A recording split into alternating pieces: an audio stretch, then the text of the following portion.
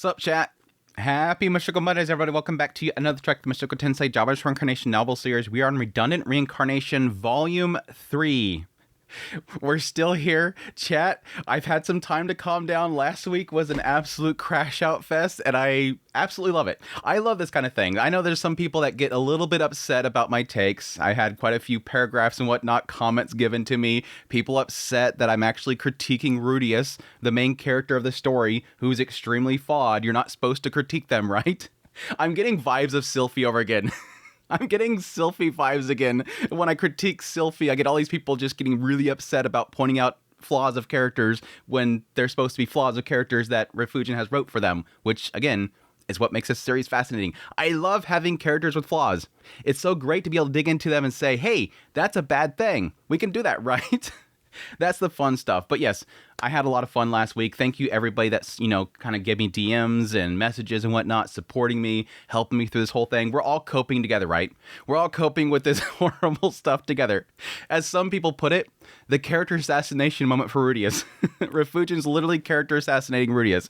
It's been fun stuff. But I think that's really the interesting thing. I think despite the fact of getting some people that are a little bit seemingly heated by my takes, I think this is an interesting reflection point. Because let's be honest, this volume literally opens up with Rudius saying, now that I had time to really reflect on this whole situation, I want to talk about my greatest mistake. The greatest mistake of my life.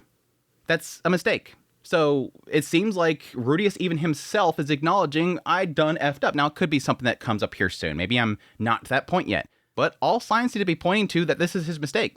All this stuff right here. And I think that's the important thing. Because me personally, when I look at this, what frustrates me about this whole situation is that I see Rudius as a father of, 16 years at this point? He's been a father for 16 years, but he still, doesn't even know how to connect to his family. The whole thing there, especially with the crash out at the very end of last Mushoku Monday, is the fact that he literally walked by his child, who is bleeding out on the floor, hasn't been healed yet. He's choosing to leave it to his wives and walk in to see his sister. This entire time he's there, he's not thinking about, oh no, Aisha's in there pregnant and she's injured or something like that, or she's not doing well. He's just thinking, I need to talk to Aisha. I have to talk to Aisha. I have to talk to Aisha. He's not talking to his son, who wants his attention. His son wants his attention so bad. So it's like, I don't get the disconnect there that some people have really to at least acknowledge that Rudius is doing something wrong here. That his son is bleeding out, his son is hurting for his father's attention, and he won't give it to him. It's a very Japanese mindset, really. I think somebody pointed that out at some point. It's like, yes, it's a very Japanese mindset for a father and their connection to their children. Although I think I see Rudius doing a lot of stuff in the play out of the story that seems very un-Japanese-like. As much as I want to give it that whole credit of there being the stern father that never really shows doting nature. No, he's a very doty person. That whole chapter of Lucy going to school for the first time, Rudius was helicoptering right there. He was very helicoptering right there. But that was one of those rare moments of seeing him really doing stuff like that. And outside of that, I just don't see it. I unfortunately don't see it. And I think, again, from Sieg's perspective, from all the others' perspective, they want this. They want dad to look at them. They want dad to, say, do this, or have some expectation for them. They're craving. I think with so many perspectives of them saying, especially Lucy, and we see it with Otis as well, he has no expectations for us. He has no expectations for us. That's a painful thing for a kid to have. And again, it is technically a lot of it to do with the fact that they just don't see themselves as being as good as dad. Dad's an incredible being, so great at everything. We can't get that. But anyways, that's a lot of my perspective there. I think it is important to sort of critique somebody when they do something wrong. Otherwise, they never learn from it. And Reese has had a good 16 years to really acknowledge where his faults are, and I don't think he's really there yet.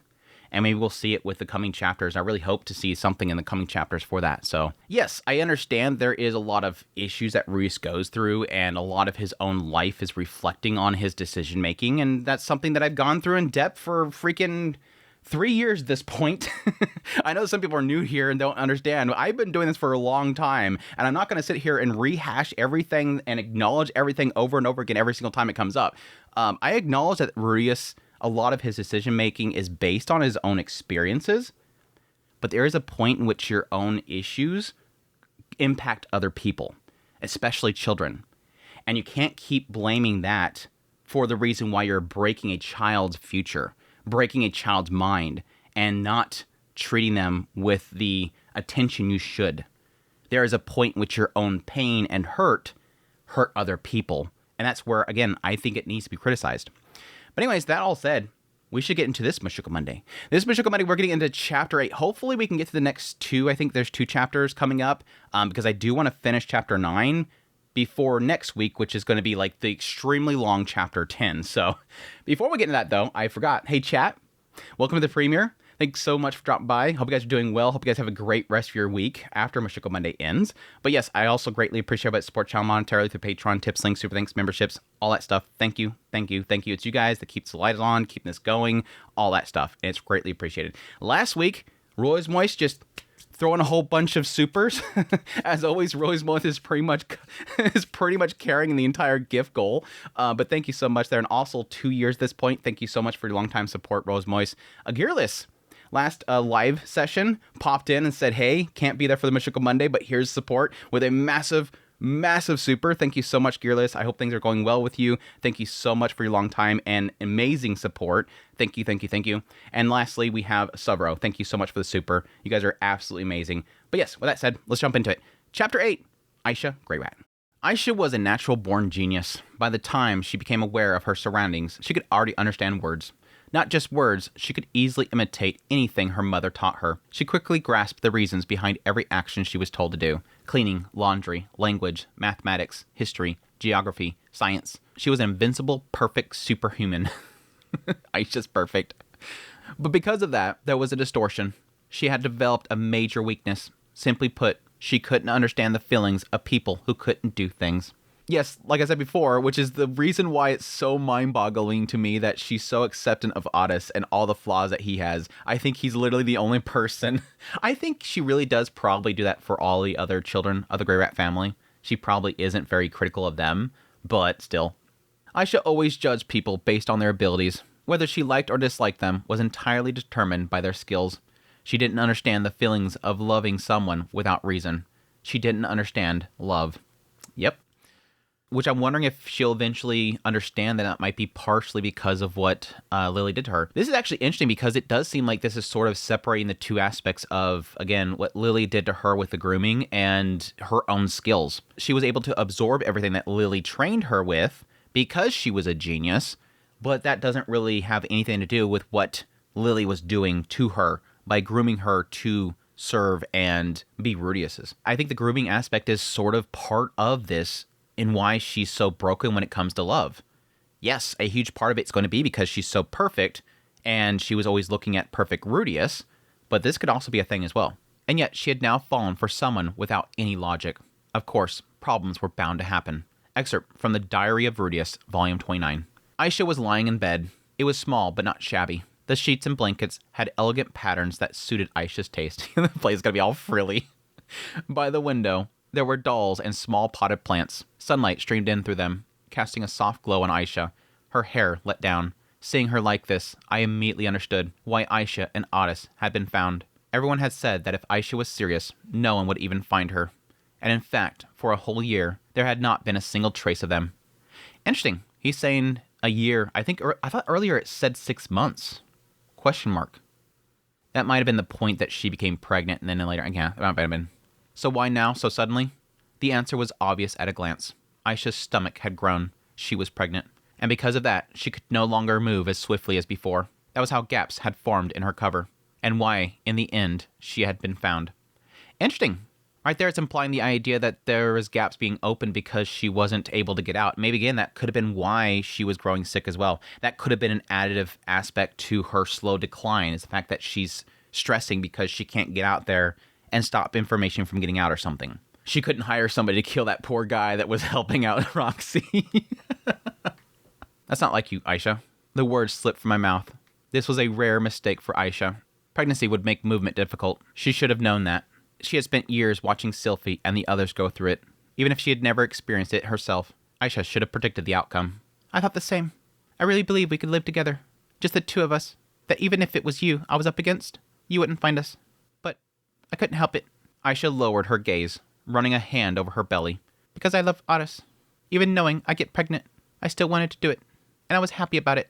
I wanted to love Otis. Sucks. I was hoping it would be an aspect of regret and guilt. It seems like it's strictly the stress over this. It's like what he's lining up here is exactly what she's confirming. It's simply a stress over not making a mistake that Ruiz would find them. And again, doing this and getting pregnant, knowing it would weaken her, and it would be essentially the mistake that would leave that gap open and she would lose. Dark circles lined her eyes. Her voice was weak. She must have agonized over this. Logically, she knew she shouldn't. She knew she had to hold back, but her body wouldn't listen and continued to walk the wrong path. She couldn't control her emotions. Hey, big brother, what is this feeling? I don't know, but when I first married Sylphie, I felt the same way. I see, so maybe this really is love then. She's finally discovering love in the wrong place. I wasn't sure if it was or if it wasn't, but attraction and lust were inseparable from love. That was just human nature. Why didn't you talk to anyone about this? Did you think that everyone would oppose you? That's right. I'm the one at fault. No one would have sided with me. Lilia had been firmly against it, but Sylphie, she had been supportive. Roxy too, and even Edis hadn't outright rejected the relationship itself. She just disliked Otis's attitude. Yeah, in the end, that was sort of the conclusion I came to. Lilia, again, seemed like she was firmly against it because it would upset the family. Now, technically, when she was scolding Aisha, she was saying doing this would be, an insult or whatever to Paul, basically. So it was sort of a structure thing there. But it's like, girl, you were grooming her for Rudius. Why is it so... I agree with Aisha there. It's like, this is what you were doing it for. Why does this upset you? Again, I think it's because Rudius was upset. I think if Rudius told Lilia, this happened and I'm perfectly fine with it, she may have been like a little bit, but I think she would have accepted it. I don't think she personally is against it. If Aisha had laid the groundwork beforehand, maybe even I wouldn't have been so stubborn. That's unlike Aisha too. Yeah, kind of surprising that she didn't set something up. And again, that's an emotion thing. She jumped into it. No, I had reasons Aisha didn't know about for opposing them. If not for that, I would have probably given them my blessing without saying a word. Hey, big brother, is Otis okay? Yeah, I just beat him half to death though. And he walked away. I figured Otis is her precious child after all, but I'm glad. Aisha let out a breath of relief. So, big brother, what are you going to do with me now? I haven't decided yet. At the very least, I won't be forgiven, will I? That's not true. Why? I kidnapped your precious son, and even had a child with him. You're not the only one at fault. The fact that things escalated to the point of eloping means I bear responsibility too, and Otis isn't to blame. She's still trying to take it. She's still trying to take it. And again, I agree with this, but for different reasons. She's trying to shield him, but from my perspective, actually she said it. He's still a child. He's still a child. He has very little blame. Yes, you can get onto him for possibly taking advantage of a maid or something like that if that's what you set the ground rules in the room or in a house, but the fact that she accepted it is the wrong thing. It's like I was saying before about the whole teacher thing. It's like just because the child asks for it doesn't mean the teacher gives it up and goes, well, the kid asked for it. No, we throw that teacher in jail. Otis isn't to blame. He's still a child. It was me who tricked such a small boy, who tried to make him mine. I'm the bad one here. You know that too, don't you, brother? Otis isn't a child anymore. I'm gonna keep pushing against this. He was still immature, but he wasn't someone incapable of making decisions for himself. He had made his own choice to be here. I didn't think he had been deceived. Aisha must know that too. She was probably trying to protect him. Again, I'm never gonna agree with Rudius here. Let's just make that clear. But that is an interesting question to make in the idea of if a child is growing up, again, if Aisha, even without her knowing, it seems like all signs are pointing to Aisha potentially grooming him, not intentionally, but creating this massive codependency upon her, that at some point, if she wants to leave, he's obviously going to choose to go with that flow. So there's an element here of, did he make his own decision? Or was he just going along with her because he wants to feed back into her for that codependency? Is it really his choice? Again, a child feeling this is everything to me, is it really his choice in the end?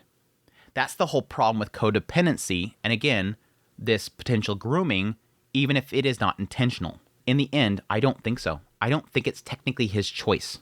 I didn't think he had been deceived. Aisha must know that too. she was probably trying to protect him. You won't accept this child, will you? I won't deny that it's hard to accept, but, well, I will accept him. What's done is done. Will you cut open my stomach to get the baby and kill him? I don't get this. Somebody was pointing this out, the idea of Aisha going here and being stressed out might potentially be her being terrified of him, scared of him.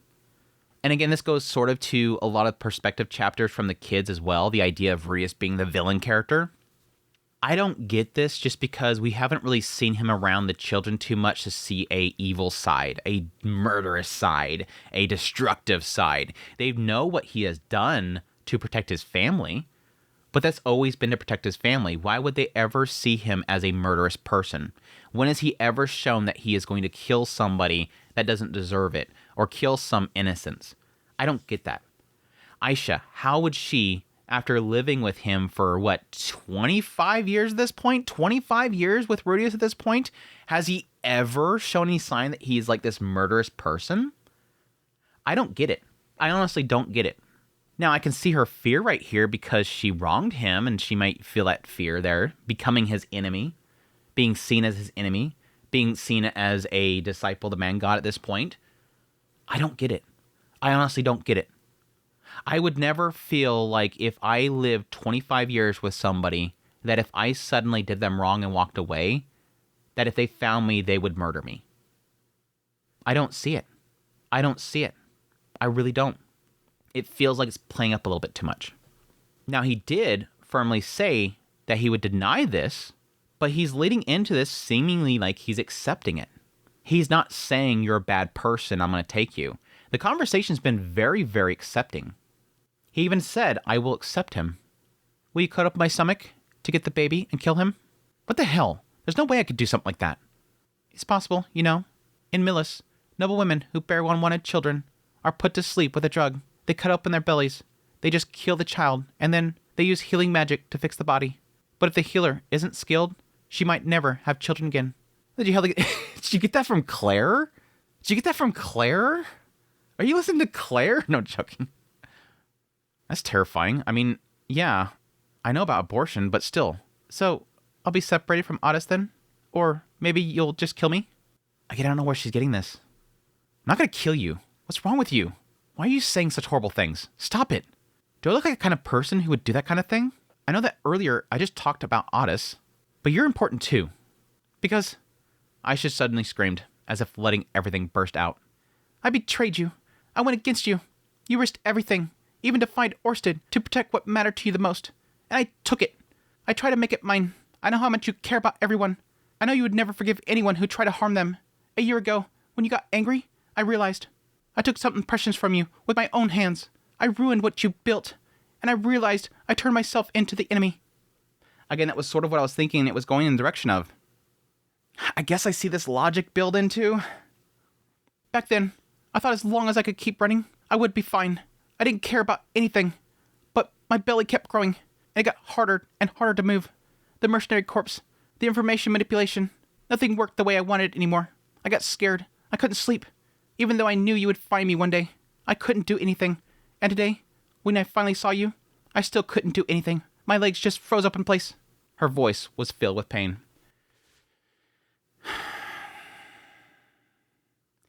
It sort of plays into my predictions. It wasn't simply what Otis was thinking. Again, Otis's perspective, he was thinking simply the idea of she's trying to do all this stuff for me. And I'm like, that's not it. Again, because she was doing that back at home.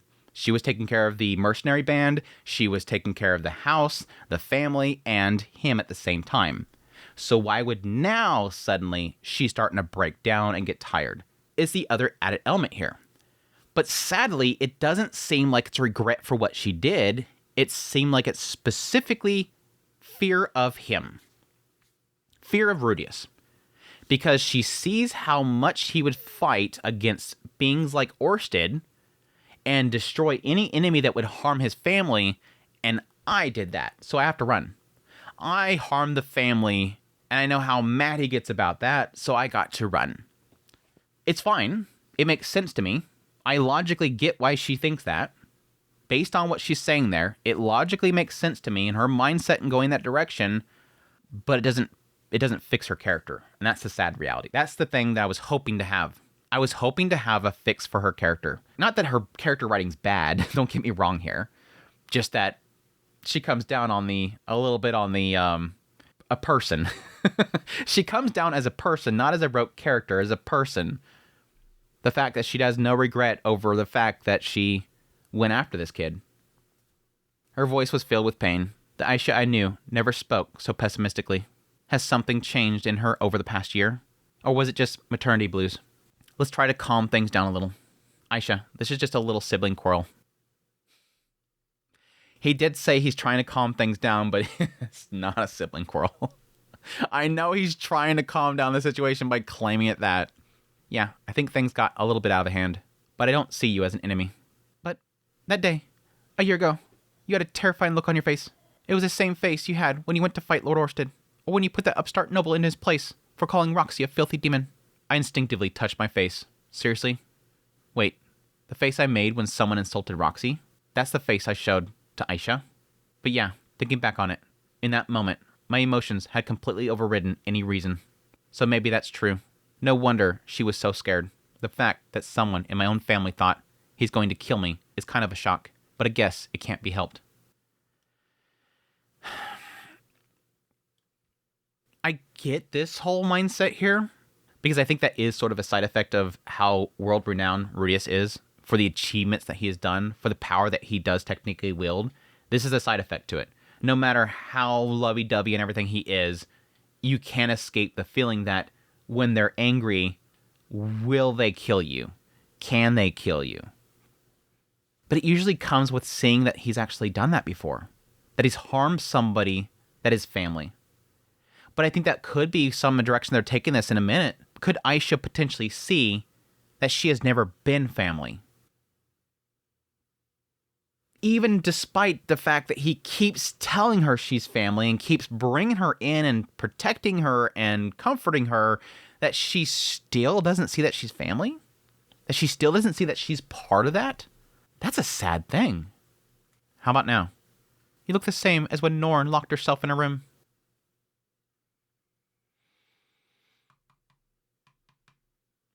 Then it's fine now. Saying that, I sat down beside Aisha's bed. Her legs were sticking out, so I reached out and stroked them. Aisha flinched, but didn't pull away. Her legs were slim but firm. She must have walked a lot over the past year. They were a little rough, and she was trembling. Aisha, I think relationships between siblings, or family members in general, aren't a good idea. Yeah, but you know, it's because I have a personal experience with that kind of thing in the past. Although, in my case, it was much worse. One-sided. Disgusting. Unforgivable. Of course, I was scolded, beaten, and disappointed everyone. Ever since then, I've been repulsed by the very idea. I wonder if he's actually going to say it or if he's just going to allude to it. Because this is going to be confusing to her. Like, wait, what experience do you have? Did you do that, Norn? Saying it out loud, it made the most sense. That event, in a way, was the reason why I was here in the first place. Looking at where I was now, things weren't bad. But I couldn't deny that those awful deeds have been a stepping stone to my current life, and they cannot be erased. Again, I think this is a very interesting thing to get into. This is something that I've always talked about ever since the very beginning of this series. Knowing full well what kind of person Rudius was makes this story all the more interesting. Because yes, you can as a person look at that and go, that is unforgivable. That is disgusting. But the whole point of the story, and Refugio himself says it himself, is the idea of somebody at their worst seeing that there's a path forward. Rudius thankfully never directly did anything there. It was by proxy, but it's still the same thing. Looking at those photos and doing that is extremely disgusting and unforgivable, especially for the brother. But it's showing how if Rudius at that point there of being extremely unforgivable can move forward, you who probably haven't done that kind of stuff have a path forward. If Rudius can do it, you can. It is the pinnacle of an inspiration for people at their worst or have made a mistake in their life, knowing there's a path forward. I think he sort of does show that. And I do respect the fact that he acknowledged it himself. It's awful, unforgivable, can't be erased. But it led to here. And in the end, I had never even properly apologized for them. But still, how was I supposed to bring up my past life? In this serious moment, could I really say, actually, I came from another world, and expect her to believe me? I think she would believe you, but do it if you think it's necessary, because there is an element here where it sort of is making it about you, and it'd probably better to look forward and talk about what we can do going forward. Will she just give me a skeptical look and wonder what I was scheming? Are you talking about the world you used to live in? She picked it up. Again, I would assume that she would believe it because she probably has assumed that as well. Just because how smart he is. And again, she could have technically got it from somebody else. Again, because pretty much everybody knows it by now. I think they implied that Sylphie is sort of figuring it out through the whole comment made with Nanahoshi. He told Roxy the whole story. Edis knows the story. So everybody at this point knows. It wouldn't be shocking to me that they may have told Aisha at some point. When Aisha made that sudden question, my hand stopped mid-motion as I stroked her leg. Did I ever tell you about that? I used to talk to Nanahoshi a lot, and I also pieced it together from Lord Orsted's actions and yours. Yeah. Ah, I see. Of course, Aisha would figure it out. Since she was a child, she always noticed a lot of things. And it's not going to be that shocking, right? Since everybody's talking about how they're trying to send Nanahoshi back to her other world, and Rudius and her get along very well. He keeps making food that Nanahoshi really likes. The whole rice thing? Nanahoshi, loves it. Making the potato chips? Nanahoshi was like, holy crap, potato chips. All these odd things that Rudius badly wants to make that always seems to go to Nanahoshi. How would it not be obvious? Of course, Aisha would figure it out. Since she was a child, she always noticed a lot of things. You've been hiding it, right? I'm scared to tell. Especially to Mom. Imagine finding out that the child you gave birth to is actually just some old man child. I think anybody would be disgusted. How do you feel about it?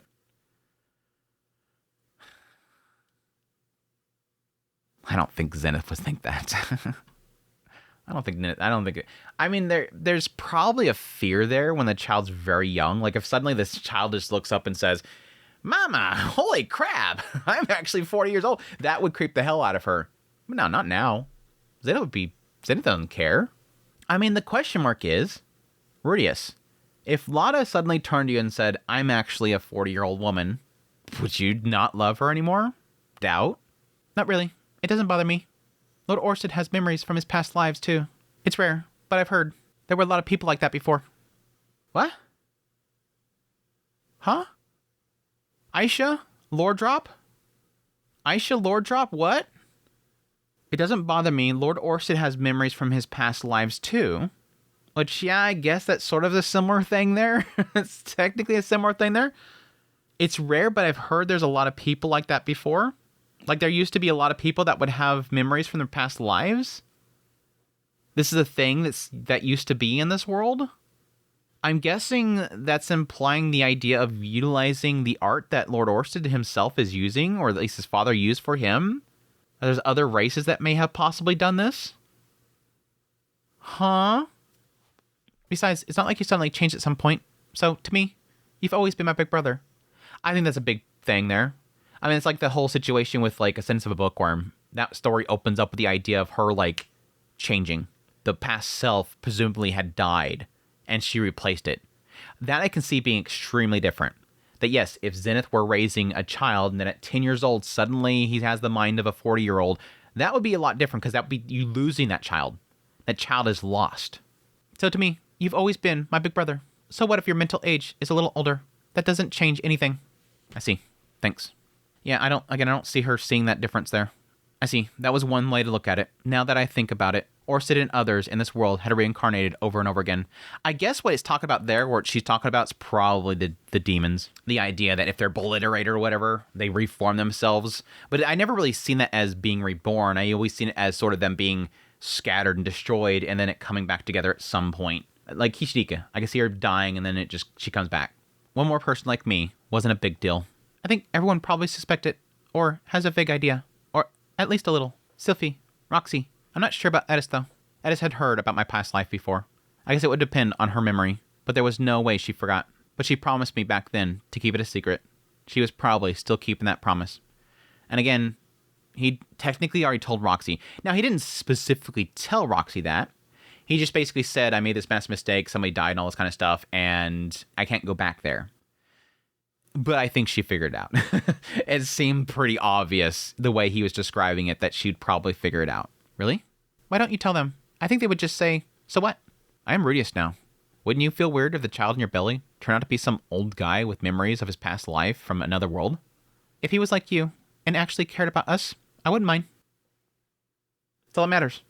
That's all that matters, right? That's all that matters. I mean, that's like the whole idea of the Buddhist belief and the idea of, reincarnation. The idea there is just that the memories themselves get lost, but you're still the same spirit or whatever.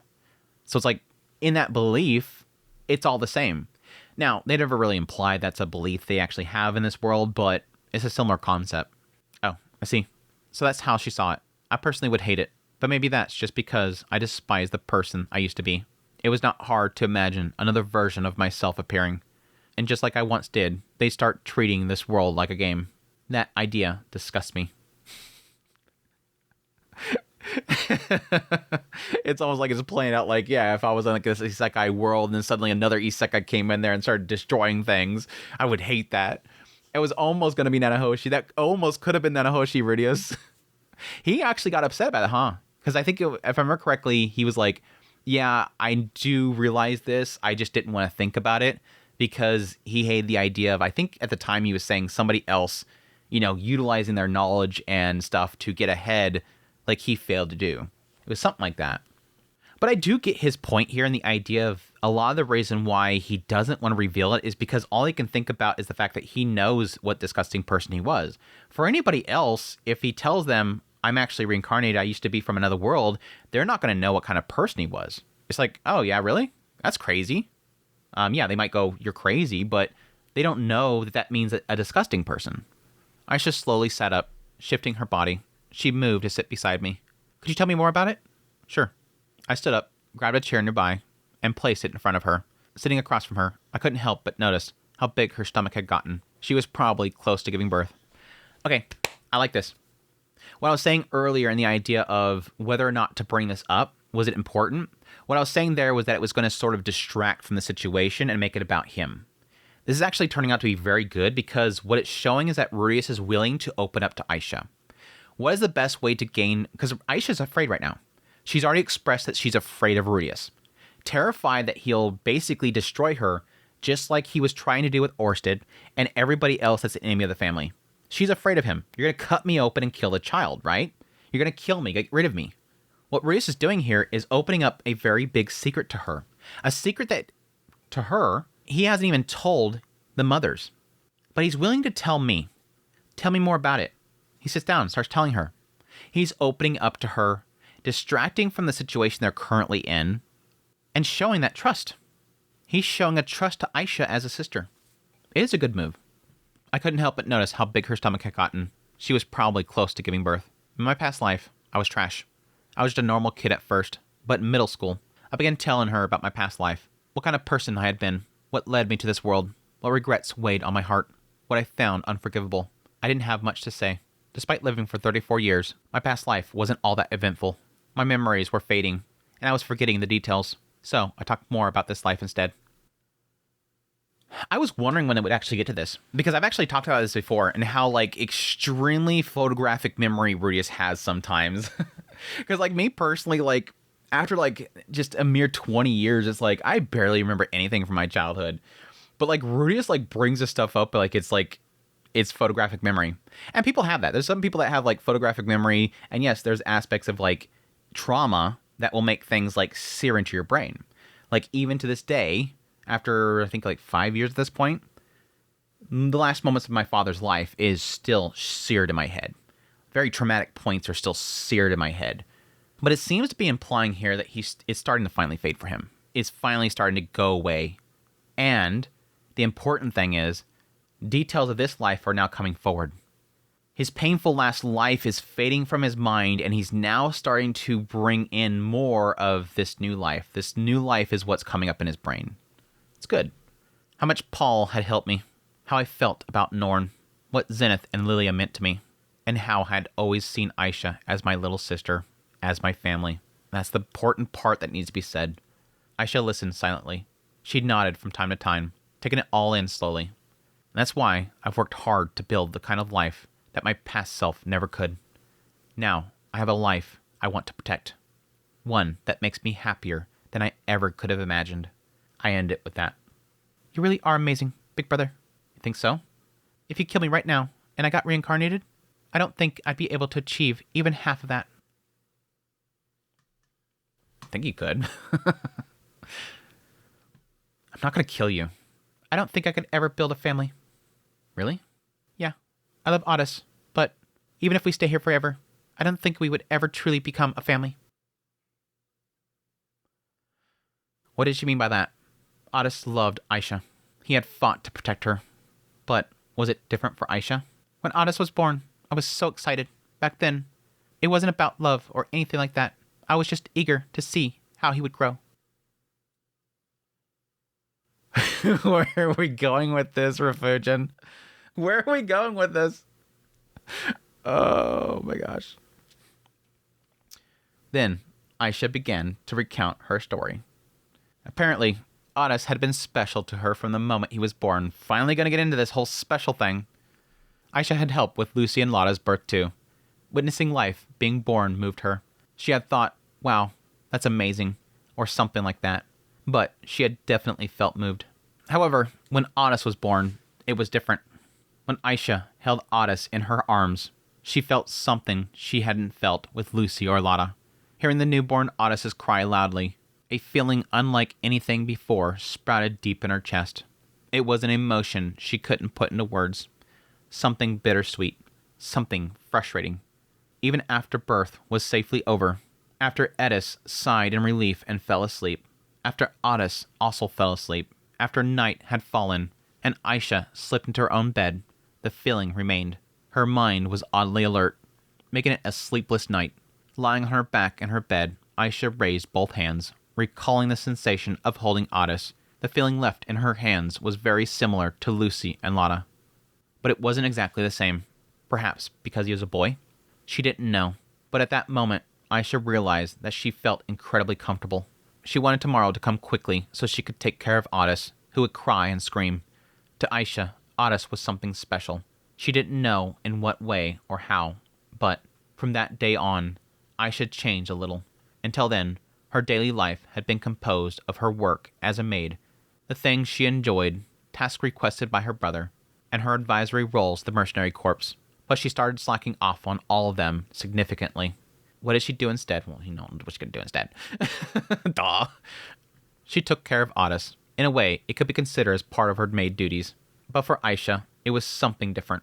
Was it because she liked it? No, that wasn't quite right either. She just wanted to watch over Otis. If possible, she wanted to talk to him. She looked forward to him growing up. It still doesn't... Is it going to get... I feel like it's slowly getting away from it. Like, it's like we're going to get this whole thing about this whole, like, special feeling. What is this? What was it so different about him? I half expect Orcs to, like, pop through the door suddenly out of nowhere and say, yes, I figured it out. It's actually because Otis is actually the spirit of the hero Otis, and that's the lady that died that day. It could be, like, a spiritual soul linking kind of thing. Like, because Otis is legit, like, has some sort of aspect from the hero Otis, and this girl that died that he was trying to fight for to see the sky blue is Aisha. That'd be really cheesy, though. It might do it. I don't know. It could technically dip into the idea of soulmates and how they were once lovers that could never be long ago, and now they're reconnected. Anyways, she looked forward to him growing up. For the first time, Aisha felt that something was special, unrelated to ability. For nearly 10 years after that, she spent every day happily at Otis' side. Then one day, out of nowhere, Otis confessed to her.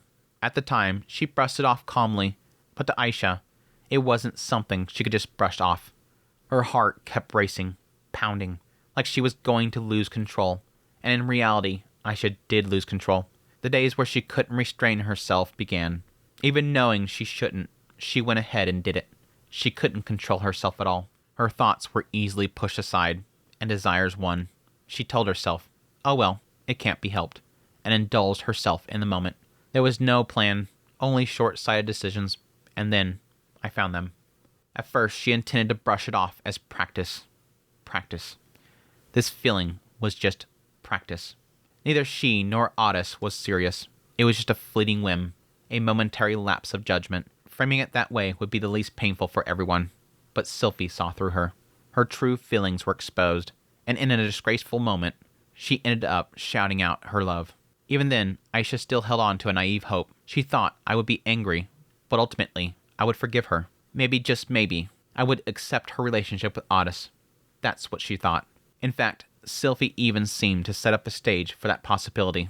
But when the truth came out, things were completely different. I did not approve of their relationship. With a stubbornness Aisha had never seen before, I adamantly tried to separate them. Aisha had never seen me like that. I wasn't flexible, nor was I logical. With nothing but a firm gaze and an unwavering tone, I simply crushed her and said no. It was the first time in her life that she had seen me like this. But the face I did, she recognized it. She could never forget that face. It was the same expression I had when preparing for the battle against Orsted, the one I made when creating the magic armor. Back then I had been wearing that grim expression on my face. The face struck fear in Aisha. It is technically interesting to sort of connect that, because sort of what I can grab onto here is that the expression that Rudius was giving them at that point, what Rudius feels like is the same feeling that his brother had looking down upon him. And that is literally, somebody's harming my family. That is that expression. This thing is harming my family. You are a predator upon my child. I am angry at you. I will destroy this thing. My brother literally wanted to kill me at that moment. And I had that same expression, so he's seen that. And it's interesting, you could technically connect that to, yes, going out to the battle at Orsted. Somebody's coming after my family, I have to kill this. That face struck fear in Aisha. At that moment, she instinctively realized I'd become Maurice's enemy. Yes, it made sense. If that was the case, why wouldn't she run out that night? Why wouldn't she run out of the house if she was actually that terrified? Yes, it made sense. Right now, she was trying to destroy what I had painstakingly built over time. Understanding this, she instinctively nodded to my words on the spot, but a lingering unease remained in her heart like a lump. At the family meeting, opposed by everyone, shut down without any room for discussion, and since even I told her no, she thought she should give up, but she couldn't stop loving Otis. And so, feeling helpless in the middle of the night, when Otis was kind to her, she ended up suggesting they elope. And so, they left home, started living here, she got pregnant, spent her days thinking over and over that this was wrong, that she couldn't find happiness this way. Everyone would just end up unhappy, but there was no way I would ever forgive her after how furious I was. So, she couldn't go back. Knowing she was failing, but still walking the path, she became disappointed in herself. She couldn't move forward or turn back, crushed by anxiety and impatience. And that's how she ended up where she is now. Hearing it, it sounded like an unbelievably sweet first love story. He keeps doing that! Stop doing that, Rudius!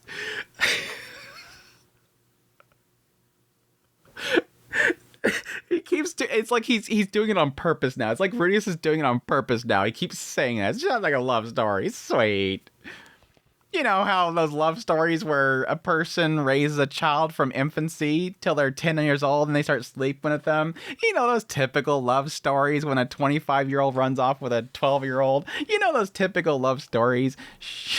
Damn it. It was embarrassing to listen to, but Aisha's tone was flat, as if she's already given up on something.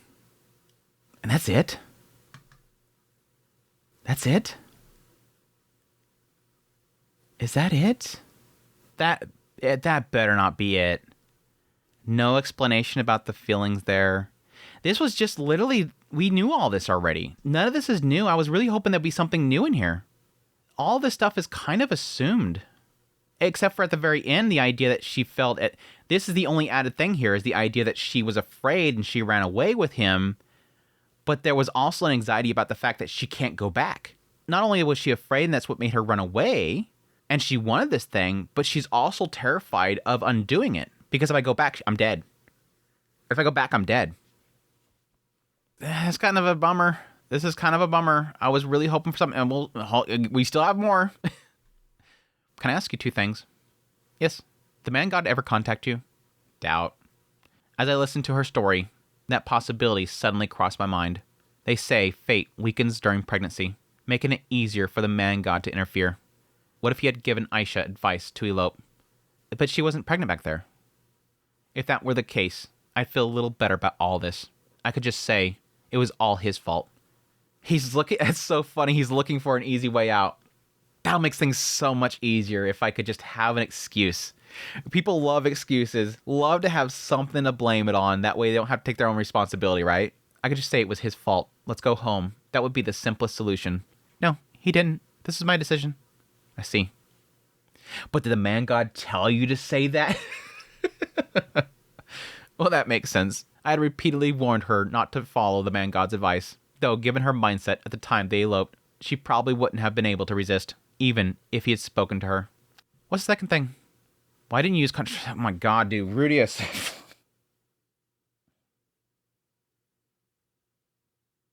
That's your two questions? That's your two questions? What stupid. So stupid.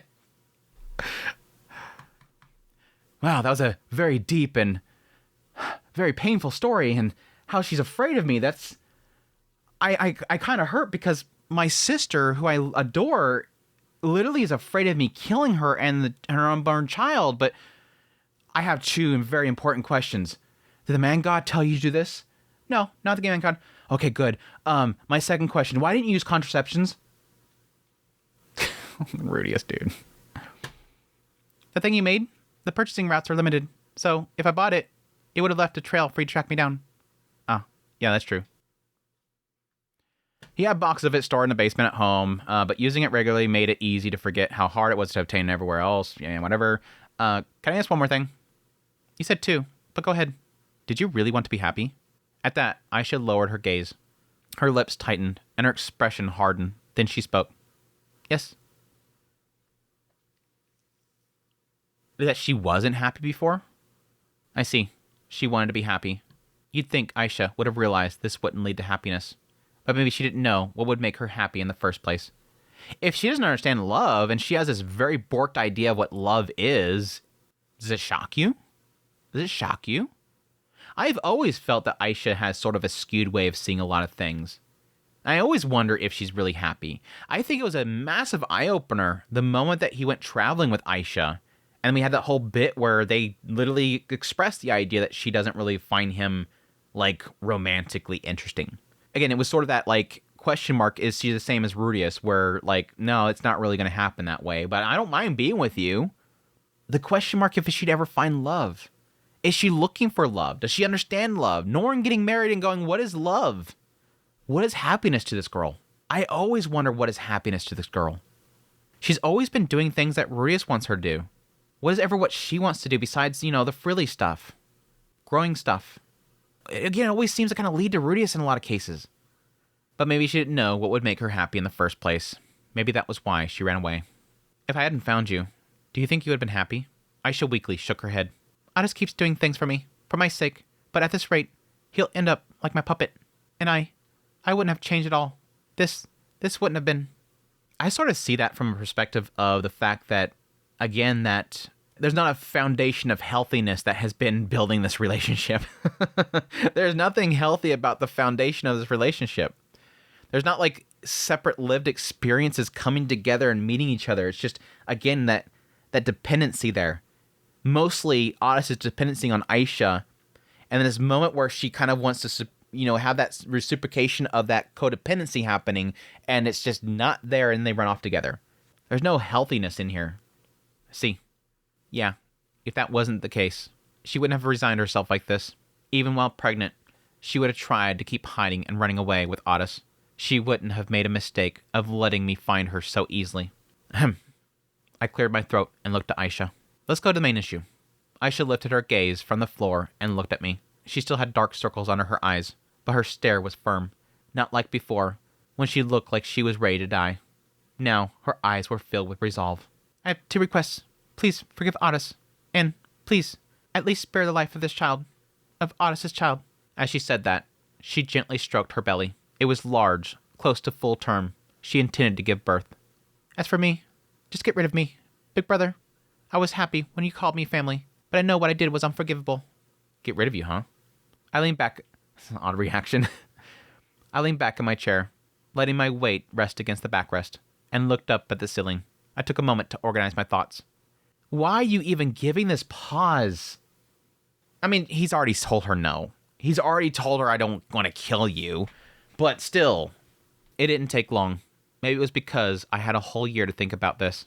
Considering my past life, to be honest, I can't say I can accept your relationship with Otis. That's really hard for me. Yes, and besides my past life, I also felt betrayed by you. I trusted you, Aisha. Yes, but I've decided to accept you too. Huh? I still have my reservations, but I also understand my repulsion comes from my own trauma. In other words, it's an emotional thing, and emotions can be set aside. I thought he already accepted this. Am I reading the earlier segment wrong? Are we saying the same thing again? You won't accept this child, will you? I won't deny it's hard to accept, but, well, I accept him. I will accept him. What's done is done. Ruiz has already said all this. I don't think he's really clarified anything else, but he has said that he's accepting the child. No, you shouldn't forgive me. This isn't just about emotions. It's not just that. If you forgive me, the Greyrat family will be looked down on. The Greyrat family is already well known, has authority, and its protection, but I don't really care about any of that. Thank you. I was like, when she's leading into that, I'm like, when has Ruiz ever given a shit about that? When has Ruiz ever cared about that? He's like, I don't care what they would think about me for taking my sister back. Them. Like, even Rudius hates whenever people talk him up whenever he makes mistakes and stuff. Like, I'm not that good. I'm actually very flawed. It's not just about you, big brother.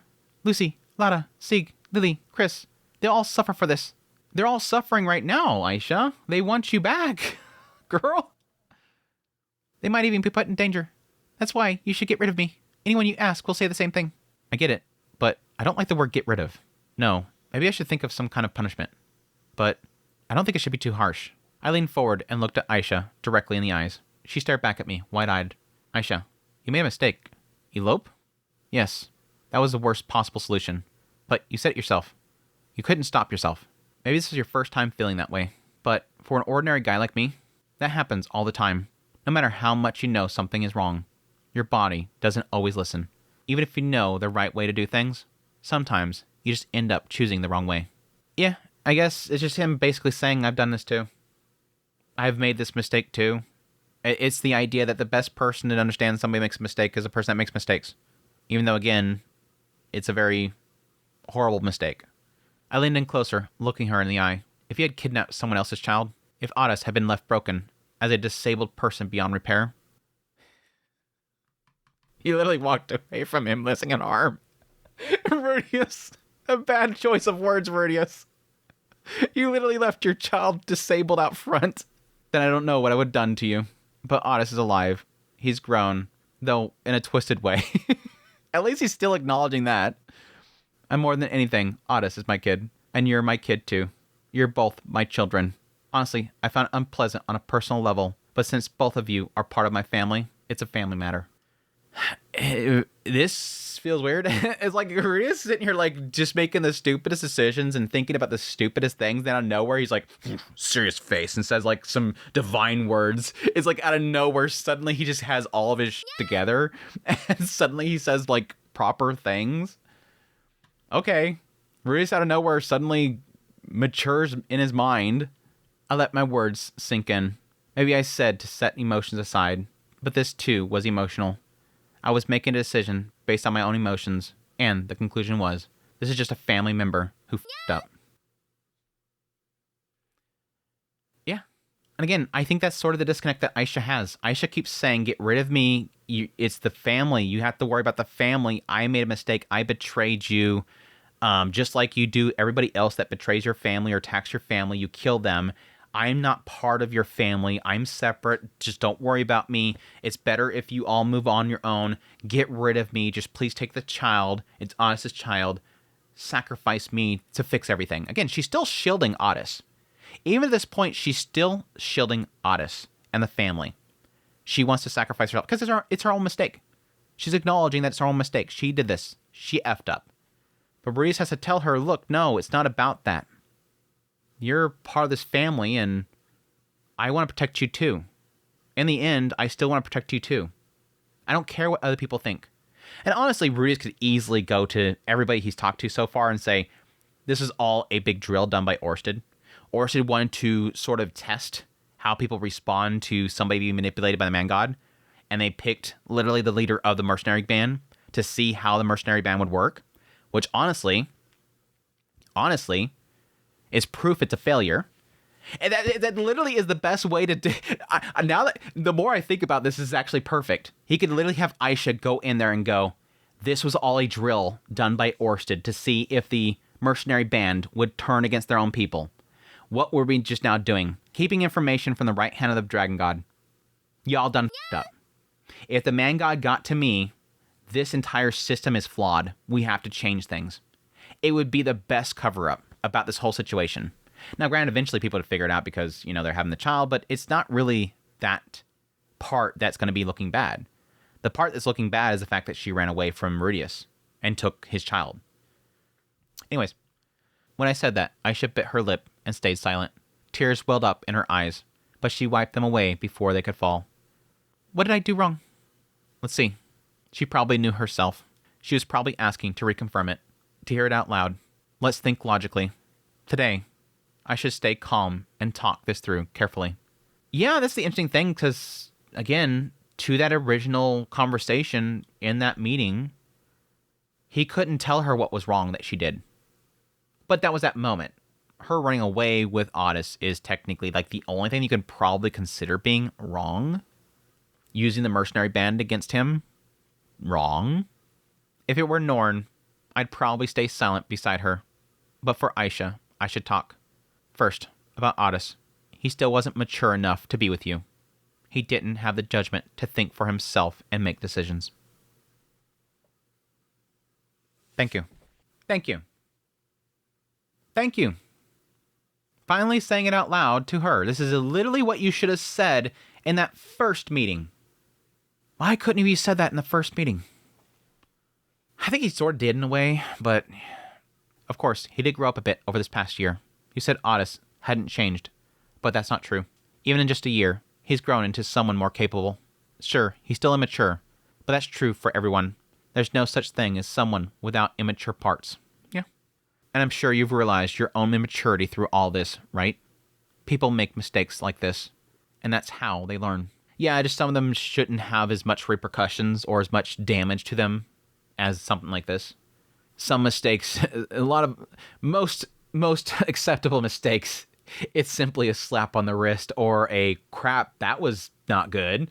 Not literally life-changing kind of stuff like this. A child in a belly. Right now, Otis couldn't even protect Aisha properly. He had the desire to protect her, but he hadn't reached the level where he actually could. Sure, he had gotten stronger physically, and even had developed a sense of responsibility. But look at Aisha. She looked deeply depressed. He hadn't been able to protect her emotionally at all. Yeah, and I think that was sort of, from his perspective, the biggest F-up in this whole situation. I'm relying too much on her, and she's broken, and I can't do anything. I don't know what to do. I don't know what to do.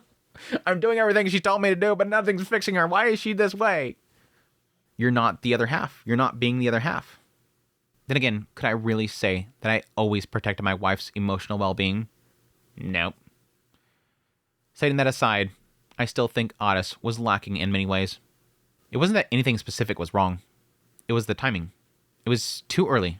He should have graduated from school, become an adult, gotten a job, gained experience, and when he could make decisions on his own, like you, maybe not to your level, but close, then he should have married you. If he's with you from such a young age, he'll just end up relying on you completely. Again, that was the easiest answer. That was such the easiest answer. And now, back there at that family meeting, she probably could have refuted it in some way. She probably could have thought of some crazy logic that would have totally blown up in his face. But that, I think, is enough reason right there to say no. Mary, but Otis is the eldest son, isn't he? Won't he inherit the family? There's no custom in the Greyrat family. Edith says that a lot, but she's not that fixated on it. Lucy could be the next head for all I care. And even if Otis inherits the family, I don't see any problem with you being his wife. That's ridiculous. I'm a maid. Girl, only you think that. It is so crazy that even to this moment, she's like 25 years old now. And again, there's been like plenty of time around that like age of when she first showed up, was what 12 or something like that. There's been plenty of time since then that he has told her, you're family. And again, they have been doing that strictly, especially around like Lilia and stuff like that. They've been specifically burning into these children's minds that you do not treat Lilia and Aisha as maids. Never. But yet she still sees that her status is maid. How is she not? How is this still burn in her brain that she is maid? If a maid isn't acceptable, then I'll fire you.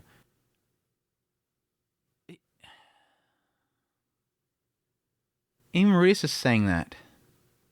Why is Rudius saying that? Why is Rudius, your response should be that you're not a maid, you're my sister. You're family. Why would you... I guess, again, maybe this is just a way of making it... Okay, if your brain is saying that, then I'll fire you. Consider retirement by marriage. Rudius, you're making me eat my own words. They were never maids. What even is that? Aisha laughed, just a little, but she finally laughed. I felt relieved. Hearing Aisha's laughter after so long, it was a relief.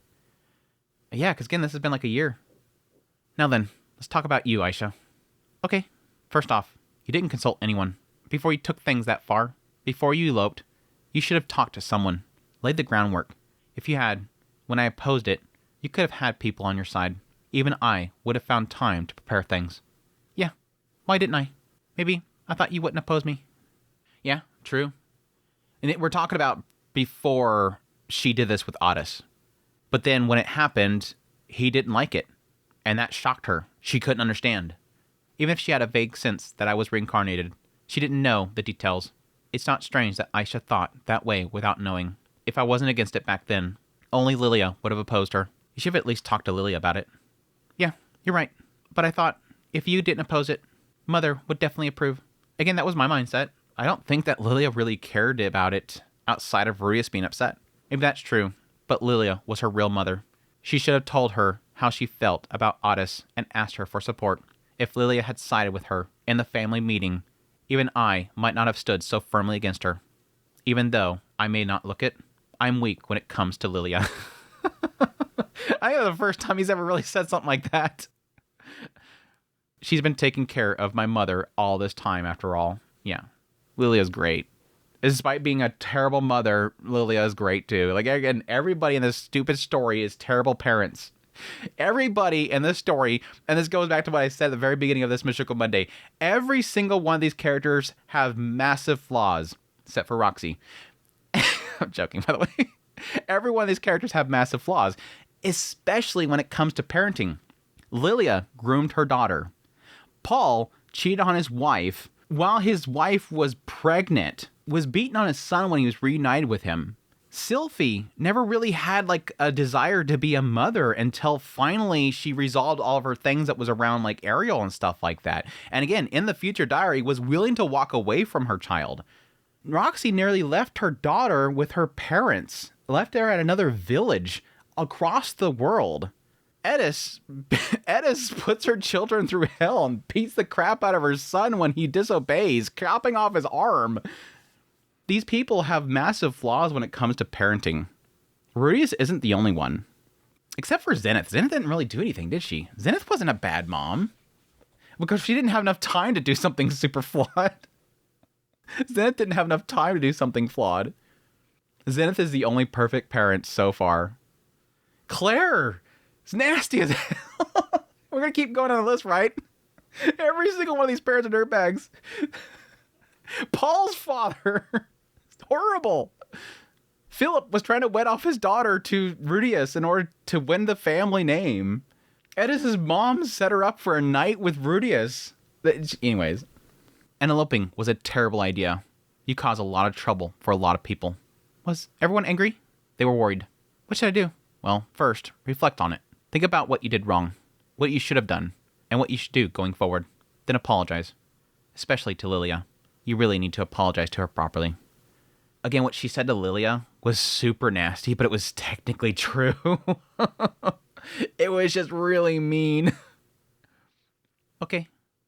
especially with Lilia. Lilia, the hardworking grandma of our family, had suffered a deep, deep wound from this. No matter what, that was something Aisha couldn't avoid addressing. Yeah, and I think there's a lot of cases where the parents, whatever the children do that are horrible, the parents feel it too. The parents feel a very similar pain, disappointment, sadness. I caused this kind of thing. But if we spoke properly, with me involved, she'd surely understand. And I have to admit, I was wrong too. You weren't wrong, big brother. I always told you to live freely. But when it came down to it, I forced you down without listening. That wasn't right. I should have sorted out my own feelings before making a decision.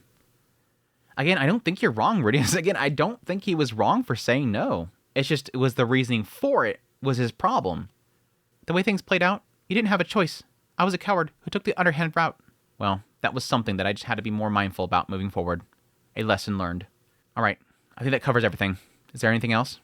Big brother, you should talk to your kids more.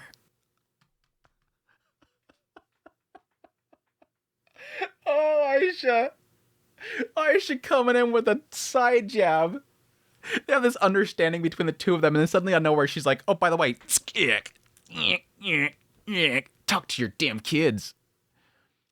Wow, words of wisdom from Aisha out of nowhere. Might want to talk to your kids a little more, huh, bud? Yeah, I guess so. You're right about that. I don't know what to say, but I'll make more of an effort. If we're talking about what went wrong this time, I definitely should have talked to Otis more. No. No, Sherlock. If I had earned his trust better, this might not have happened. And it wasn't just about Otis. I needed to talk more with all my children. I needed to know them better. Could this finally be the moment where things really shift? Again, this is so funny reading this line right here after I just ranted about this last Mushoku Monday, and everybody's like, oh my gosh, Andrew, he's not a terrible... He's literally acknowledging it right here. This is Rudius's biggest problem. It seems like there is a massive communication issue that he has with his children. That's why they're always confused. That's why they always wonder if they have expectations on them. That's why they always wonder if they're going to get married off. That's why they're just terrified of him. They don't understand their father. And Rudius is finally acknowledging it here because Aisha finally pointed it out. And he's like, yeah, I knew that. I knew that. I'm failing bad. And I just did it again. Because rather than talking to Otis, I walk in the door here and talk to you. Anything else? If not, then can you please come back home? Just for now. We'll decide what happens to you and Otis together, as a family. Aisha hesitated for a moment. There was still something weighing on her. Perhaps there was still some resentment, but she didn't voice it. Instead, she slowly nodded. Okay, I understand. All right, then I'll go get everyone. I stood up. All that was left was to return home and convince Lilia. Then everything would go back to normal. That's not going to be the case, because things would never be the same. Too much had changed. Our family was even gaining a new member after all. Well, that's something to celebrate at least. But what's done is done.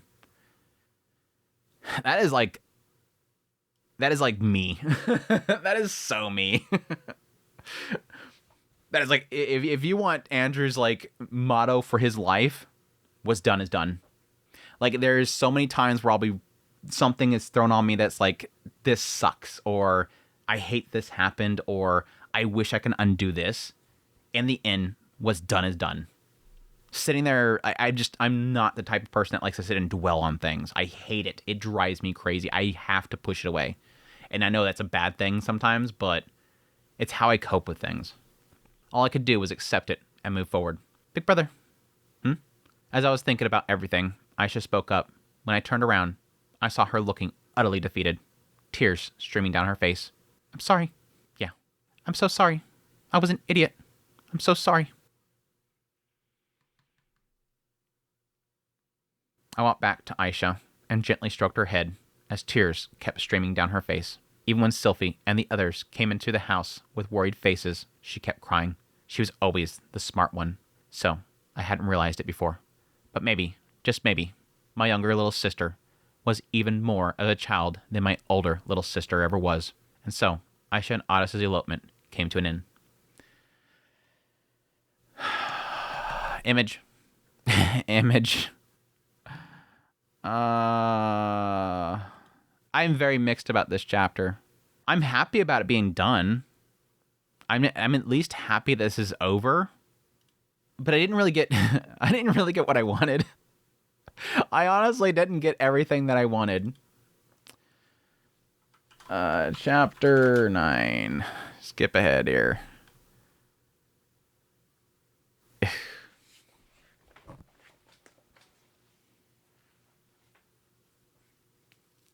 She got that little baby bump. I didn't get what I wanted. And what I mean by that is that I was hoping for more of a regret from Aisha. Like, not... What I mean by regret is the idea that she regrets doing something that was seemingly wrong. But at the same time, there is that kind of disconnect that I have to do for myself in that Aisha doesn't know that it's wrong. And that's the sad reality of all this. Like, it was never really specifically told to her the idea that that's a wrong thing to do, and in this world it's not seen as wrong. That she, as a 23-year-old or whatever she was, going after and accepting a 10, 11-year-old is not right. That is wrong. He is too young, and again was too dependent on you as a person in his life, as sort of like a mother figure. This is wrong. He had dependency on you, and that changed somehow. He had some sort of awakening, and you accepted it, and that was wrong. None of that is the regret. None of that is seen as wrong. And Rudius tells her that is a wrong thing because he is not old enough to think for himself, and that he was too dependent on her, and that is a bad thing for him to have done, and you accepted it. Her mind, this whole thing, is strictly, I was afraid of Rudius. The breakdown was strictly afraid of Rudius. Afraid of destroying this thing that he has created. He created this family that he loves so much, and he fought to the death to protect it. And he destroy anybody in his way, and he will rise in arms against anybody that touches this family. I seen that face, and I was afraid. And then in a heat of the moment, I ran off with his child. He's going to find me. He's going to kill me. And that weighed upon her. That is what destroyed her. That is what broke her down. And now finally he's here to kill me. This is all logical. Don't get me wrong. Because again, in the end, she as a person of this world does not see any negativity in that. That's normal. This is normal. This happens all the time. Who cares? In this world, there's no laws against that kind of stuff. We felt we were in love with each other. And again, I acknowledge that Aisha is a broken person when it comes to love and relationships. She was groomed. And she was never given a proper life. She's always been this maid, doing what mother wanted her to do, fulfilling this role for Rudius, and never really got away from that. Even when Rudius said that he wanted her to live free, she never really left. She never went out there and experienced life and built her own mind and matured. She's always been in that role, despite the fact that it wasn't really her role. So I get that she doesn't see any of this as wrong. But I was just hoping that she would. I was just hoping that she would. Because it's unsettling to me. As me, a person of this world, of moral standards that have been burned in my brain since I was young about that being wrong. Seeing that physically, being oohed by that grossing me out. But I guess the thing that kind of fixes it a lot for me is that in the end, Rudius does explain that to her. I'm glad that he at least finally puts that to words. No. This is why I didn't tell you earlier that I should have. This is not right. You doing this to Otis was not right. That was wrong. And running off with him isn't healthy for him. He is not growing up right. This is not a good situation for a child to be in. And I think in the end, after him still accepting her back home, welcoming her back, and wanting to move forward with his family, that's why she apologized in the end. I think it's that accepting of her. Despite everything that I'd done, he's welcoming back in. He's accepting us back in.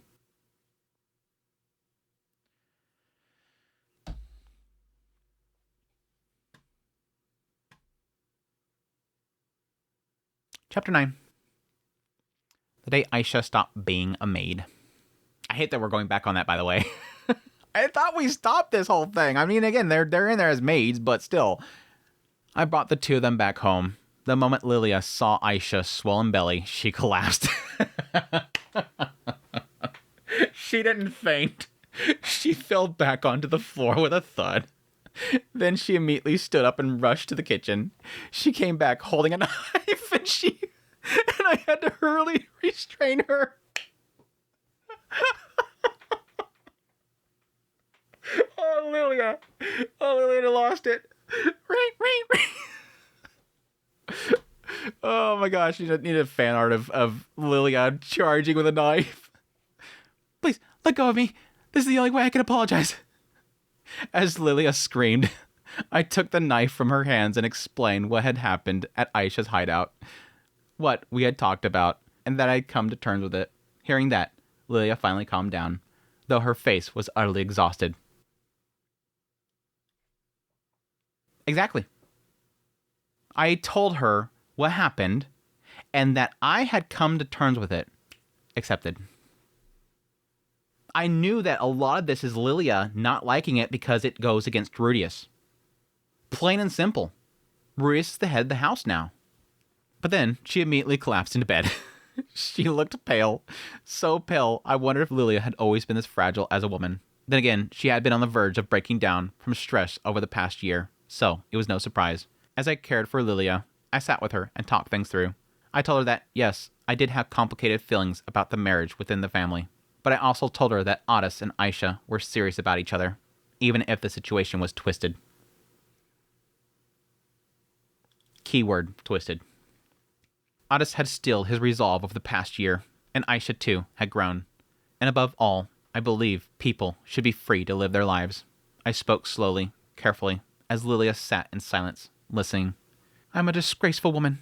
I seduced Lord Paul in the past, angered Madame Zenith, and caused her pain. And because I am that kind of woman, my daughter did the same. She laid her hands on Lord Otis. There were times over the past year when I thought I should have never given birth to her. Oh.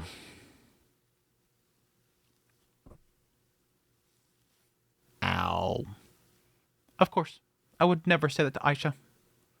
I already told that to Madame Zenith, and she scolded me for it. Damn straight, Zenith. Speak. Reese is like, oh yeah, that's right. I did remember walking by the bedroom and she was like smacking the back of her head and she's like, stop it. Zenith, no. In Lilia's room, Zenith was sitting in a chair. As always, her expression was vacant, her gaze unfocused. I didn't know when Lilia had spoken to her, but even in her current state, Zenith listened to us. She watched our actions. If Lilia had truly said, I wish I had never given birth to her, she would have been met with a punch in the face. And I would have been angry too. That would have meant that the conversation Paul, Zenith, Lilia, and I had that day had been for nothing. That the joy of Norn and Aisha's birth had been meaningless.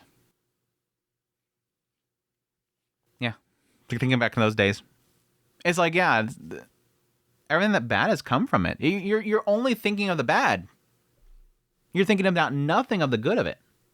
Nothing of the good of it. It wasn't that she just laid hands on him. When I saw Aisha's swollen belly, I realized that she had gone beyond the point of no return. In the end, she truly is my daughter. Just like me. She seduced the one that was supposed to serve. Just like me, she used her body to secure her place. She has the blood of a wretched succubus. Even if she didn't deliberately make Lord Otis fall in love with her, the fact remains that she influenced him. No. Nope. They are very similar situations, but they are so vastly different. Nothing in what Aisha said had anything to do with I need to secure this spot. I want to be in this role. I want to be right here. But Lilia has made that in her mind. Yeah, Lilia back then with Paul, that had nothing to do with that. She was remembering Paul, and she was thirsting for him. There was a lust and a love for Paul. There was a sick thing there as well. Of course, the fact that, yes, she's recalling back when he first, forced himself upon her. But when they're in that house together and he's making those actions towards her, she was being turned on by it, and she wanted to get some of that. It was a lustful desire for him. And she cared for that family at the same time, but at that moment, it was a lustful desire for him. She gave into that. There was nothing in there about taking the role of, a gray rat. Lilia didn't want to be a gray rat at that moment. She just wanted him. Aisha as well. Nothing in there's about that. But again, when Lilia made that mistake, it turned into that for her. It turned into, I made a massive mistake for this family and I need to right for it. So it logically in her mind turned into an official element of doing right to the Grey Rat family because I made this massive sin. And now she's pushing that upon her daughter. She did the same thing. But it's interesting that she's sort of going into the same mindset of the potential of grooming. Again, from her perspective, from Aisha's perspective, there's nothing in there about making him want me. Making him depend on me. It's I want to take care of this thing. And then it turned to that. It's again, what I've been saying this entire time has been a unintentional grooming. It's an unintentional. But from an outsider's perspective, it will be seen as that. Lilia sees that. And Lilia's saying that. She influenced him. Even if she didn't deliberately make him fall in love with her, she influenced him. I told her that she was wrong. There was nothing wretched about it. The master-servant relationship had been a coincidence. It just happened to turn out that way. When you love someone, you naturally try to get them to notice you. And in doing so, the other person is inevitably influenced in some way. That's just how it works.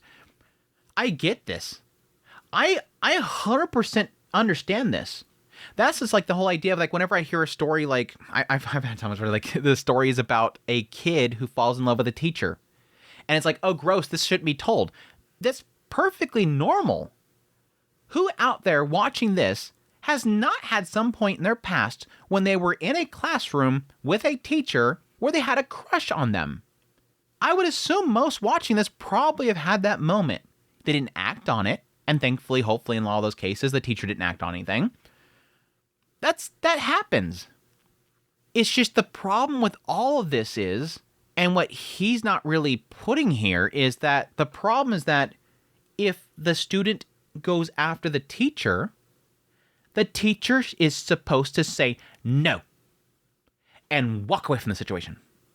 Sure, in 10 years, depending on the age of the child, whenever the child comes of age or whatever, sure, at that point, give him a call. It wasn't just a crush when I was a kid. I really do love you. Can we go on a date or something like that? And yeah, some people are going to see that as gross. Fully understand it. But at that point, the person's an adult. I don't really see a problem with it. If they are a consenting adult, who's to get in their way? You can say gross all you want. It's going to probably look bad upon a lot of people, but there's no legal thing against it at that point. That's the break here. That's the only break here, is the moment that she pursues him. No, Rudius, we gotta talk. We'll wait until he gets older. And I bet that Rudius would be perfectly fine with it. And in doing so, the other person is inevitably influenced in some way. That's just how it works. Aisha and Otis were simply too close in proximity, yet too far apart in age. It's not simply, that's a very big thing. Yes, Otis had been young, but Aisha, despite being older, was still just a child in many ways. I explained this to her.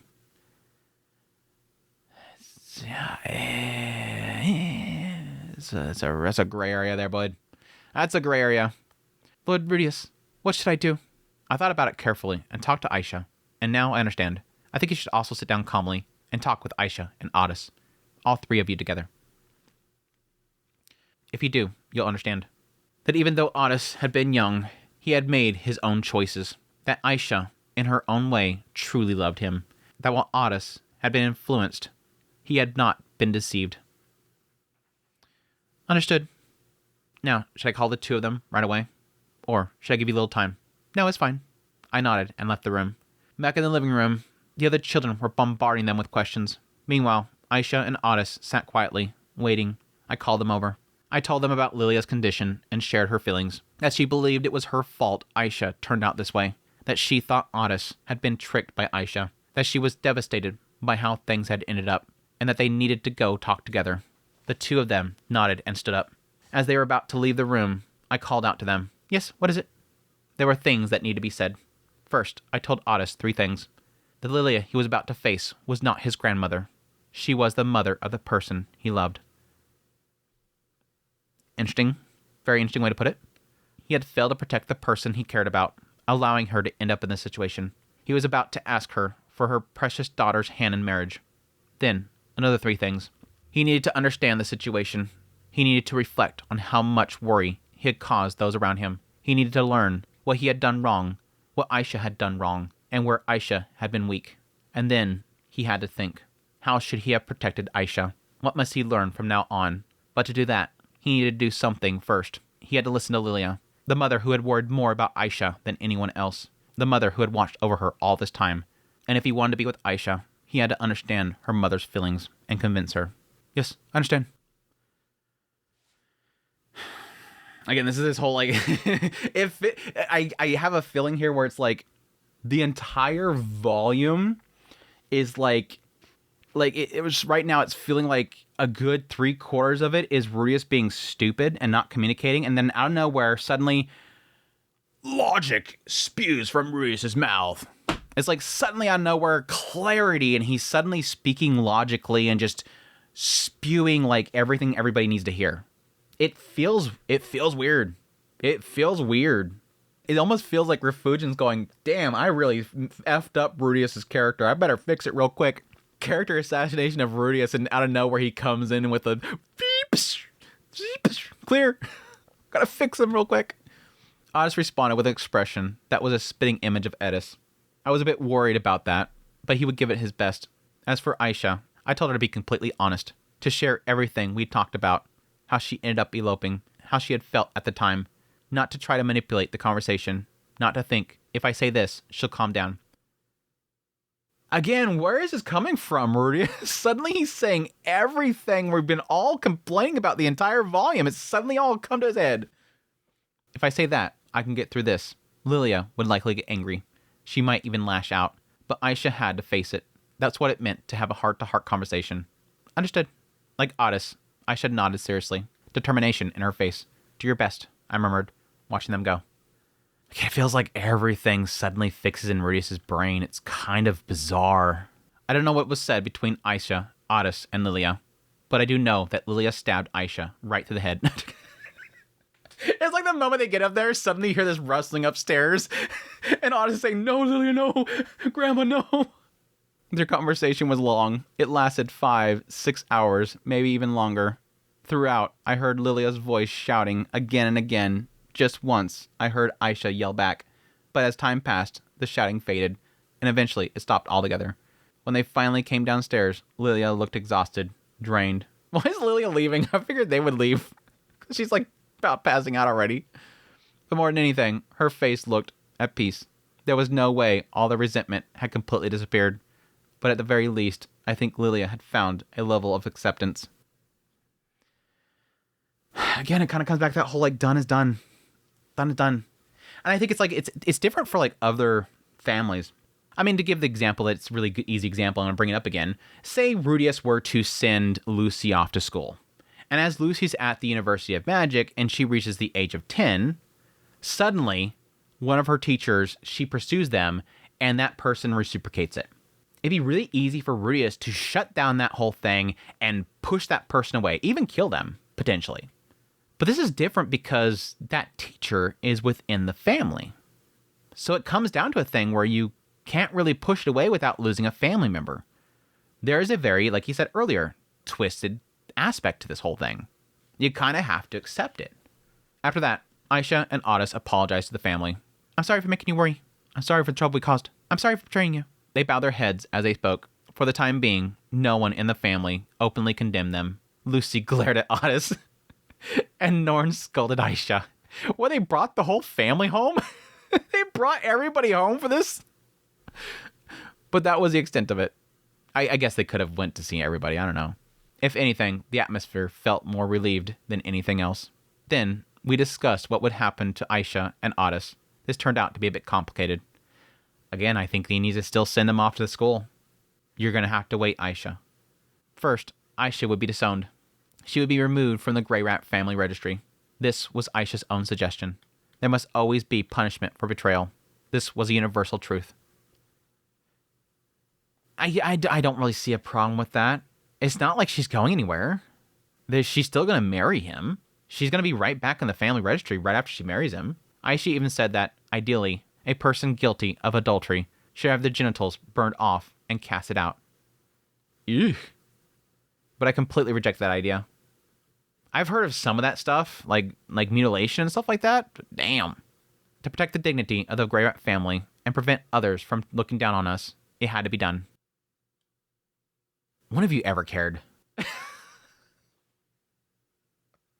When has this ever been an issue? When has this ever been an issue for Rudius? I mean, he was literally saying it earlier, and now he's going back on it? When have you ever cared what people think of you? Ever? That said, I didn't intend to punish Aisha that harshly. The disownment was purely for show. By letting the world know the Grey Rat family had punished Aisha, again, you could have easily made it as being a drill. You could have easily twisted this in some way. Aisha could have easily thought of some crazy plan. I gave you a plan earlier. Say it was a drill, and you all effed up. You all failed miserably because you took Aisha's side and turned on the right hand of the Dragon God. Turned on Orsted himself. It would have maintained our so-called authority. So, we had no choice but to go through with it. Still, it probably wouldn't mean that much in the end. After all, Aisha was supposed to marry Otis and return to the Grey Rat family in a few years anyways. It doesn't matter, yeah. If you're going to go back on it, what the hell's the point of any of this? So you obviously don't think it's that big of a deal. To protect the dignity of the Grey Rat family, we're going to disown her, but then we're going to marry him back in, thus making it look bad again? There's no logic in this. Once she gave birth, Aisha would abandon the Grey Rat name and be exiled. Exiled, in this case, meant that she would go to the Asura Kingdom and enroll in the Royal Academy. Through this whole ordeal, she had realized her own immaturity. Attending school wouldn't make her a perfect person, but there was still things that she wanted to relearn.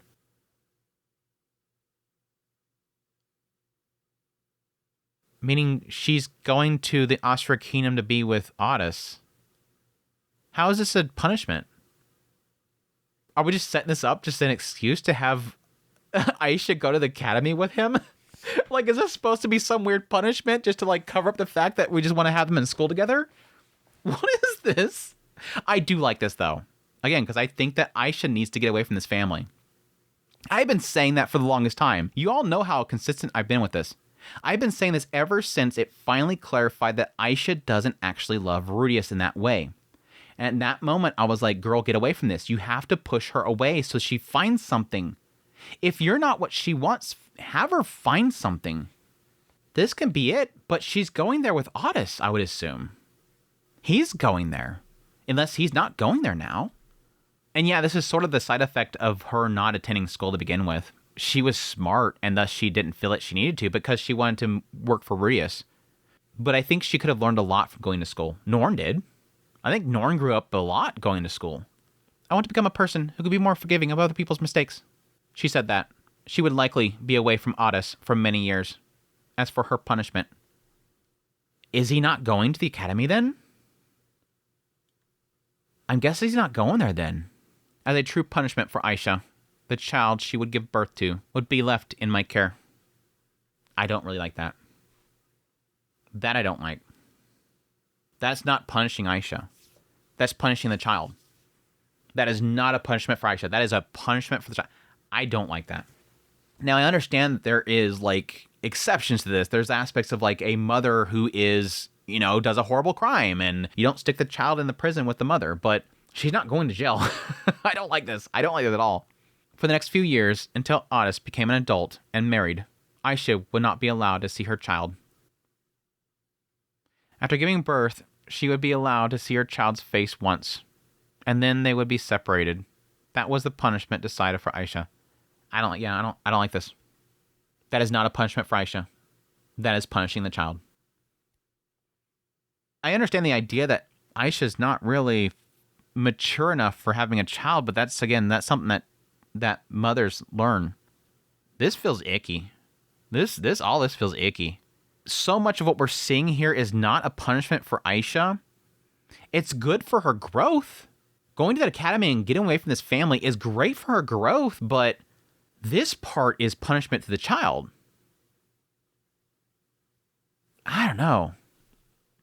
It's, in the end, it's a weird situation. It's like, how do you correct this whole crap? All this stuff is crap. The correction would be for her to go to school or something like that and come back to the house with the child. So she's still present. She's not always present with the child, but she's able to grow.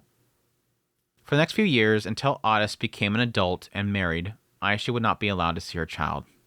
It's only a few years, I guess, but still, there's an impression aspect for the infant. After giving birth, she would be allowed to see the child's face once, and then she would be separated. That was the punishment decided for Aisha. This feels nasty. Again, for the child. She thought it was too lenient, but I believed it was enough because I understood all too well the pain of being unable to see one child. That said, while I could accept Aisha's punishment, the idea of separating an innocent child from their mother gave me pause. Yeah? It wasn't fair to the child. Thank you. Rhea sees it. Thank you. Of course, I intended to take full responsibility and raise the child properly. No, Rudius. Stay away. Stay away, Rudius. Stay away, Rudius. But what if that left a deep scar in the child's heart? Stay away from that child, Rudius. When I thought about that, part of me wanted to say, forget it. Let Aisha stay home and live happily with Otis. But no. I think there is needing a force push in directions, but there needs to be a center point. The child is the center point. Push Aisha to go do something that will help her grow, and she's able to come back to the child on a daily, weekly basis. Push Otis away in this direction, help him to grow away from Aisha, but then come back to their child. Aisha had to face the consequences of her actions in this incident. She needed to fully understand that this was the result of her mistakes, her biggest mistake. And if that was the case, then the only thing I can think to do was love this child more than even his biological mother could. As for Otis, he would return home and resume his studies. He was too young to bear the same level of responsibility as Aisha. Physically and emotionally, he was incapable of truly protecting her. His duty now was to fully reflect on his actions and devote himself to grow up. Once Otis became an adult, graduated from school, and was recognized as a capable man by both me and Edis, he would be free to do as he wished. In other words, if he still wanted to go to the Asura Kingdom and marry Aisha, he could. Naturally, Otis didn't want to be separated from Aisha, but after his recent fight with Edis, and seeing the dark circles under Aisha's eyes, he solemnly nodded in agreement. He was still immature, both physically and emotionally, but his determination and spirit were solid. He was Edis's child, after all, so I wasn't too worried about that part. I was sure that Otis would grow into a man, and one day go and retrieve Aisha himself. So I'm guessing he's just gonna stay here and study? Technically, he could have started school at like 7 years old, and rather than, cut out 3 years early and go to Asura, maybe they're just gonna stay there. Because they were talking about pulling him out early and sending him off, so... In the end, the public would simply know it as Otis got engaged and Aisha got married. People might wonder whether Aisha was exiled or married off, but that was fine. The more ambiguous it was, the harder it would be for the truth to spread, and we shouldn't allow scandals to spread to those who didn't know us well in the first place. Again, so surprising. I think this is the first time we've really ever had Rudius care about what people think about them. I want to say that he probably has, but...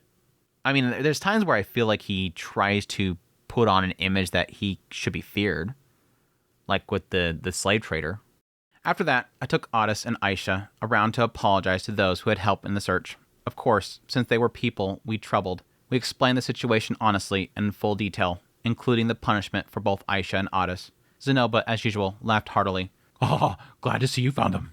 Ariel, on the other hand, made an ominous remark. If Aisha is being exiled, I wouldn't mind taking her in. Dude, she snatched up her as an asset so fast. So fast. Well, one is probably like she wants to have some thirsty time in the bed with Aisha probably, but it's like she probably like see her as being like, again, she said it herself. She's an incredible asset to the corporation. Hell yeah, she'd want that. Orsid simply nodded in his usual intimidating expression. Alec, who had been searching the demon continent, seemed to have found Kishirika, and with a smug look on his face, he revealed the location of where Aisha was hiding far too late. Poor Alec. Poor Alec. Well, use her to find Etofe. I wonder if she could find Etofe. Richard seemed conflicted, but ultimately relieved by the outcome. Pettigrew scoffed. Ha! She got caught in the end. Apparently, he had reluctantly assisted Aisha during her escape. I have to report that to Orsted later.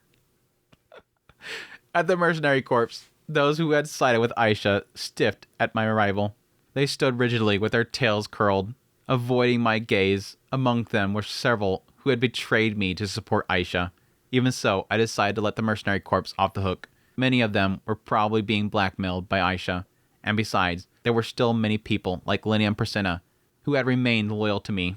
By forgiving this, I could at least gain some leverage on them in the future. Not really. Don't see that changing anything. But again, this was like the biggest way to cover this whole situation up. Just say it was a drill and you all failed. This wasn't like some large-scale betrayal incited by the man god. It was just an internal squabble.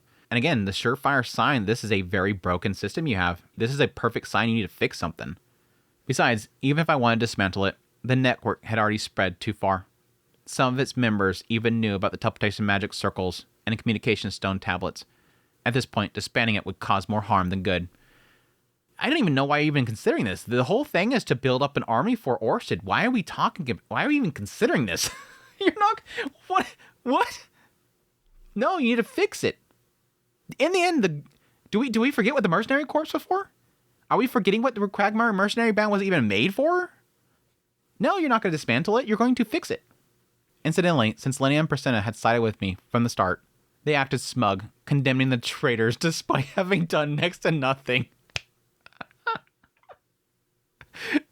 I see Rudia standing off the side as they're all puffing up like, dude, I had to talk you into it.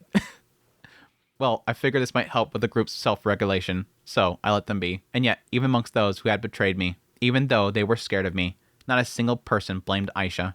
No one claimed that she had forced them. No one said they had been blackmailed. That's how... That's how blackmailing works, Radius. That's how blackmailing works, Radius. If they're being blackmailed into assisting Aisha, and then you come back, it's not like they're going to say they got blackmailed because she still has the dirt on them. It's not like you're going to admit that somebody has power over you because you're still afraid of the power being used. That's how blackmailing works, Rudius. They had willingly followed her. I can see that still, but you're not going to admit that you're being blackmailed. That's the fear, is the blackmailing. It's not like the blackmailing goes away. In the end, Aisha had earned the loyalty and was loved by them. Hopefully this time, she would finally understand what that meant. I kind of feel like this is sort of making it out as if Aisha could have blackmailed them, but they actually supported her because they liked her and they were loyal to her. And this is an aha moment for Aisha to realize they weren't supporting you because you had dirt on them. They were supporting you because they wanted to. Interesting. In the end, no one was angry. That, at least, was a relief. And so, the apology tour came to an end. And then, it was time for the birth. Aisha and Otis's child, my first grandchild. It was a boy. His name was Leroy. Leroy Grey Rat. Should I do it? Leroy Grey Rat. Oh my god, I want to cut that. I'm sorry. World of Warcraft joke. Old meme. He had Aisha's sharp mind and... I'm dying of cringe, I'm sorry. He had Aisha's sharp mind and Otis's love for breast, and both of their free-spirited nature. Wait, how much time we jump forward? How? We just do another time jump? I asked if they weren't going to name him using the initials of their parents or grandparents. Aisha just laughed and said, "We're not like you, big brother." Even though this was my first grandchild, it still didn't feel real. Maybe because it wasn't long ago that Chris was still practically a baby herself. It felt like I gained a new son. Even though I was already a grandfather, Aisha's parenting skills were, as expected, impressive. It was hard to believe this was her first child, but it made sense. She had taken care of everyone, from Lucy to Chris. She hadn't raised them alone, of course, but she had done just about everything at some point. So naturally, now that she was a mother herself, she could handle it all effortlessly. So is she not being separated from the kid? She's not huh? And everyone in our family pitched in to help raise the child. Despite everything that happened, they accepted him and doted on him. That made me a little happy. Lilia, in particular, changed completely once Leroy was born. It was hard to believe that she had been so against Aisha and Otis's relationship, but now she adored Leroy, as if none of that had ever happened. Yeah, I could see that changing very quickly. But I understood why. Lilia and I weren't related by blood, so for her, this was her first grandchild. Once she had let go of the lingering resentment about Otis being my son, she had no reason to hold back her affection. Lilia would be fine, but I did worry she might spoil him too much. Aw. At least there's one positive coming out of all this. Lilia's somewhat fixing. Meanwhile, Otis was practicing how to change a baby's diaper with a serious look on his face. He was actively learning about childcare from Aisha and Lilia. Even though I'd be the one officially raising Leroy, Otis would be the one handling most of the work. Of course, I would support him, but Otis needed to learn what it meant to be a parent. At just 12 years old, he had already become a father, and he had to take responsibility for that. Otis understood this. He was taking everything seriously and putting in his best effort. He still attended school. His training with Edis had become even more intense, and he was working hard in various other ways. All so that, one day, he can go back for Aisha. I wonder, will my children keep getting married one by one like this? It's a pretty rough start. It's a pretty rough start. I think the assumptions early on was that Lucy was going to be the first one. Because, I mean, she already had somebody lined up. Look, there was some doki-doking happen, everything like that, but this is quite the first one for Rudius. Again, technically he did take over the role of being the father for Norn and Aisha. Again, technically handing over Norn to Richard. Well, this is his own blood. Like, this is his own children. Will my grandchildren keep increasing? Otis had been exceptionally early, but Lucy was already at the age. Before she became an adult, she had been in a relationship with Clive. But now that he had moved to Millis, they had grown distant. Yeah, I think they kind of implied that earlier, and I completely, glossed over it. But yeah, they're saying that Annalise went back, and she's now finally, thankfully, back with Cliff. And so I guess the assumption there is that Clive went as well. And yeah, Lucy's over in Ostra Kingdom, so maybe they had made a promise about their future together before he had to move. But reality was cruel. Now that Lucy was in the Ostra Kingdom's Royal Academy, it wouldn't be a surprise if she found new romance. Doubt. Exit doubt. She was smitten for him. Lotta, on the other hand, showed no signs of interest in such things. But she was a type who might suddenly bring someone home out of nowhere. Dang it. Alec. I'm calling it. Alec. She was still completely attached to Leo, though. So first, she needed to find someone who passed his standards. Oh, we're gonna have some weird thing where suddenly Leo just transforms into a humanoid shape. As for Sig and the younger ones, it was still way too soon.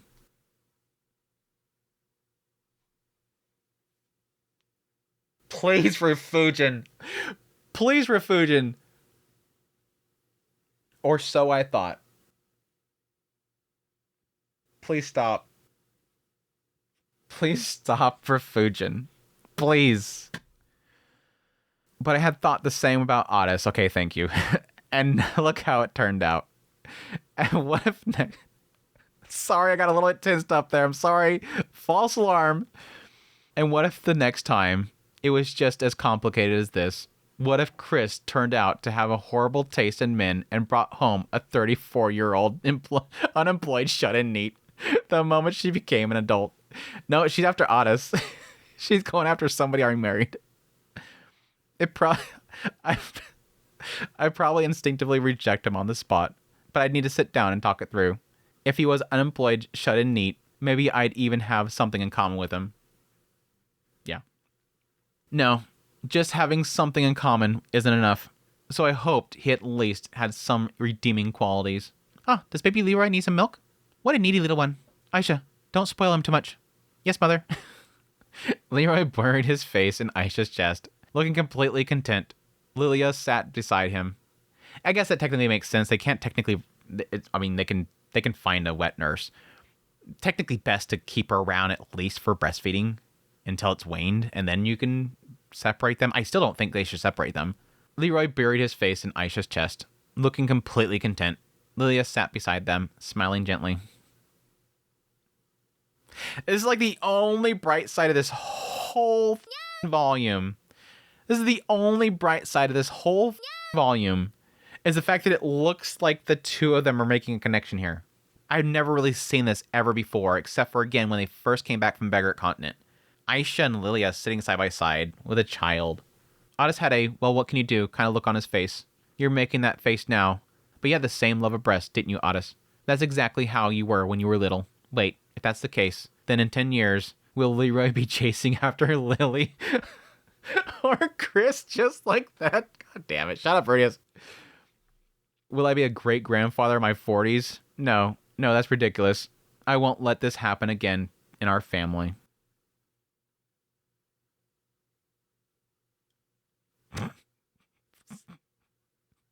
Some confidence there, Rudius. Apparently, Rudius is going to massively change in his parenting going forward. Well, no matter what form it takes, the future will come in ways we never expect. And when it does, I want to be able to handle it calmly, unlike this time. Yeah. As I watched the three of them together, looking happy even if only for a moment, that thought settled in my mind. And then the time of parting came. Aisha stood at the entrance, dressed in travel clothes that were completely different than her usual maid uniform. She carried a bag containing only a few clothes and personal belongings from her room, but inside it, there were no maid uniforms. The outfit she had worn for so many years had been put away in the basement storage. Goodbye, Leroy. Aisha held Leroy close, the child she had cherished for just a few days. Before, she had said being separated from her child was too lenient of a punishment. But now, holding Leroy, she sobbed uncontrollably. Otis cried. Lilia cried. And seeing all that, I knew, without a doubt, that Leroy had not been born unwanted. And so, I cried too. I still think this is stupid. I don't get this. I legit don't get this. This is bad for the child. A child should not be separated from her mother in cases where you're not going to be putting them in jail. Where the mother is not going to somewhere where it's a dangerous situation or a desolate situation, the child should not be separated from them. You're forcing this to happen. Again, you can put a punishment on her, but still have her around the child. I don't get this. I don't. Then, mother, big brother, please take care of Leroy. Aisha handed him to Lilia. Leroy stared at her in confusion. Then, as if realizing what was happening, he started to burst into tears. Maybe instinctively, he knew he was being separated from his mother. Aisha gently stroked his head and kissed his face. Otis, let's do our best. Yeah. Otis nodded. He was still small. He was still the same height as Aisha. But by the time they met again, he would probably be much taller than her. Well then, everyone, I'm off. Not goodbye. Not I'm sorry. I'm off. That choice of words made me happy. Aisha walked to the gate and turned back one last time. She looked at my three wives. She looked at the children. And she bowed deeply. Then she reached out and gently stroked Bite, who was coiling around the gate pillar. And with that, she stepped outside.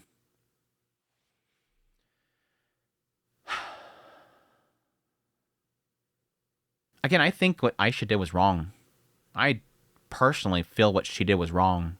Even fully acknowledging how she's not fully developed herself and had a very messed up raising, it doesn't take away from her own wrongdoing. But this doesn't seem like the fix. Sylvie, Roxy, Edis. On the way back, I called out to my three wives. They stopped walking and looked at me. Their expressions were curious, maybe a little suspicious. There's something I want to tell you. Can you please come to my bedroom? Is it something important? Yeah, it's something important. I always thought there was no need. Yeah, I was probably going to finally tell them. I had always thought there was no need. Even now, I still think so. But I had decided, with Aisha leaving, I needed to talk about it. I needed to tell them about my past life. What kind of person I had been before I was reborn. From now on, I would talk to my children more. I would listen to them. I would play with them. And in doing so, I would probably repeat mistakes I made this time. Again, to what I said earlier, Rudeus even himself is acknowledging he's a bad father. So everybody that was mad at my little, I kind of thought about not putting that in my thumbnail, but it's my thoughts. I'm not a person for clickbait. I felt after reading the last Mushoku Tensei segment, he's a horrible father. In that moment, he's a horrible father. And I've been feeling a lot of that with this volume.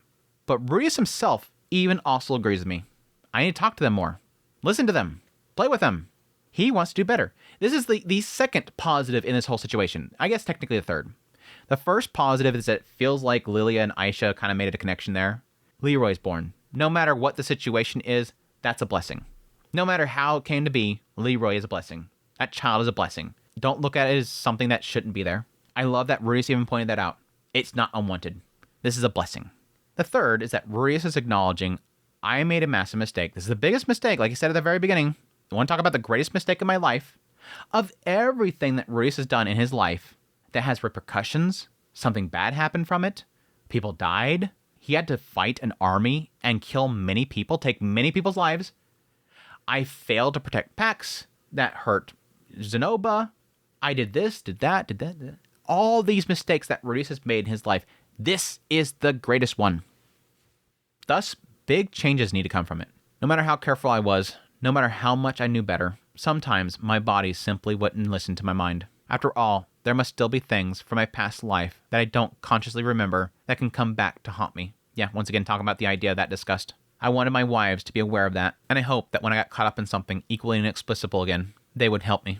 It's extremely important, you know. I was sure they wouldn't be disillusioned. With that certainty, I headed to the bedroom.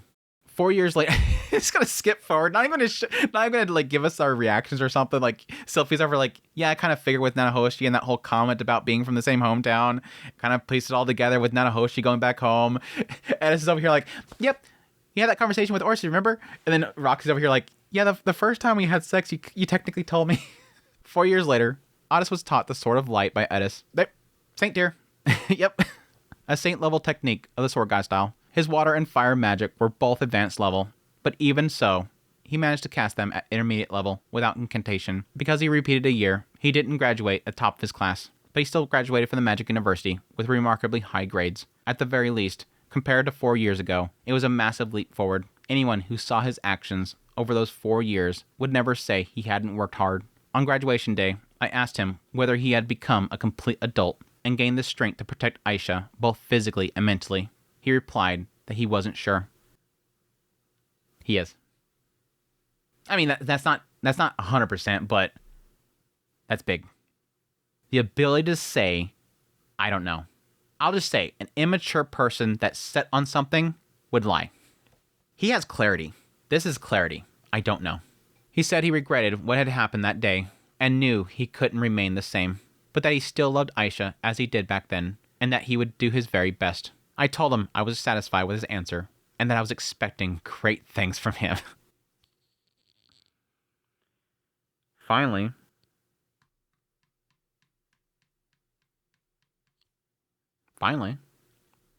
Rudeus said to his son, who's been waiting this whole time, I expect great things from you. He never expects anything from us. Lucy says he never expects anything from us. Then Otis stared at my face in surprise and, with renewed vigor, nodded and shouted, yes. Dad finally expects something from me. It took this long. After that, he had a sparring match with Edis, where she acknowledged him. After that, he headed to the Ashra Kingdom to pick up Aisha, who had graduated from the Ashra Royal Academy and had been working under Ariel. In those 4 years, Aisha had changed a bit. She began making a deliberate effort to understanding other people's feelings. She no longer exploited others' weaknesses, rarely acted selfishly, and her actions lost their calculative edge. She took her time with every matter, seeking not the optimal solution, but the best one possible. Interesting. It's not bad to be calculative. Exploiting weaknesses, that's a rough one. I think it is bad for her because Aisha's always done it without feeling any sort of... Usually if you were to do something like that, you typically feel bad. You understand that you are exploiting somebody.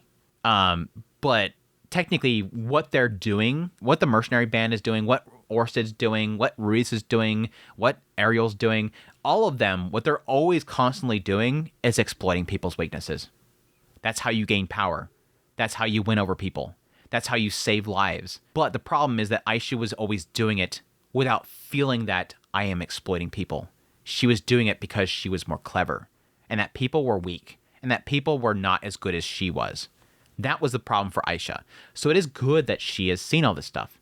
She's now understanding people's feelings, which is something that she's never really understood before. She was exploiting people. Well, again, not understanding that she was exploiting people. She's no longer acting selfishly. Interesting. It's a good change for her. And she probably had a lot of fun times with Ariel. No doubt Ariel had some fun with Aisha. She took her time with every matter, seeking not the optimal solution, but the best one possible. Perhaps that meant that the strengths that Aisha once possessed, or her edge, had faded. Surely the Aisha of today wouldn't use the forceful tactics of manipulating others for her own convenience, or holding their weaknesses over them in order to reach an optimal outcome. However, I considered that growth. Yeah, because before that wasn't a human. I mean, it's funny.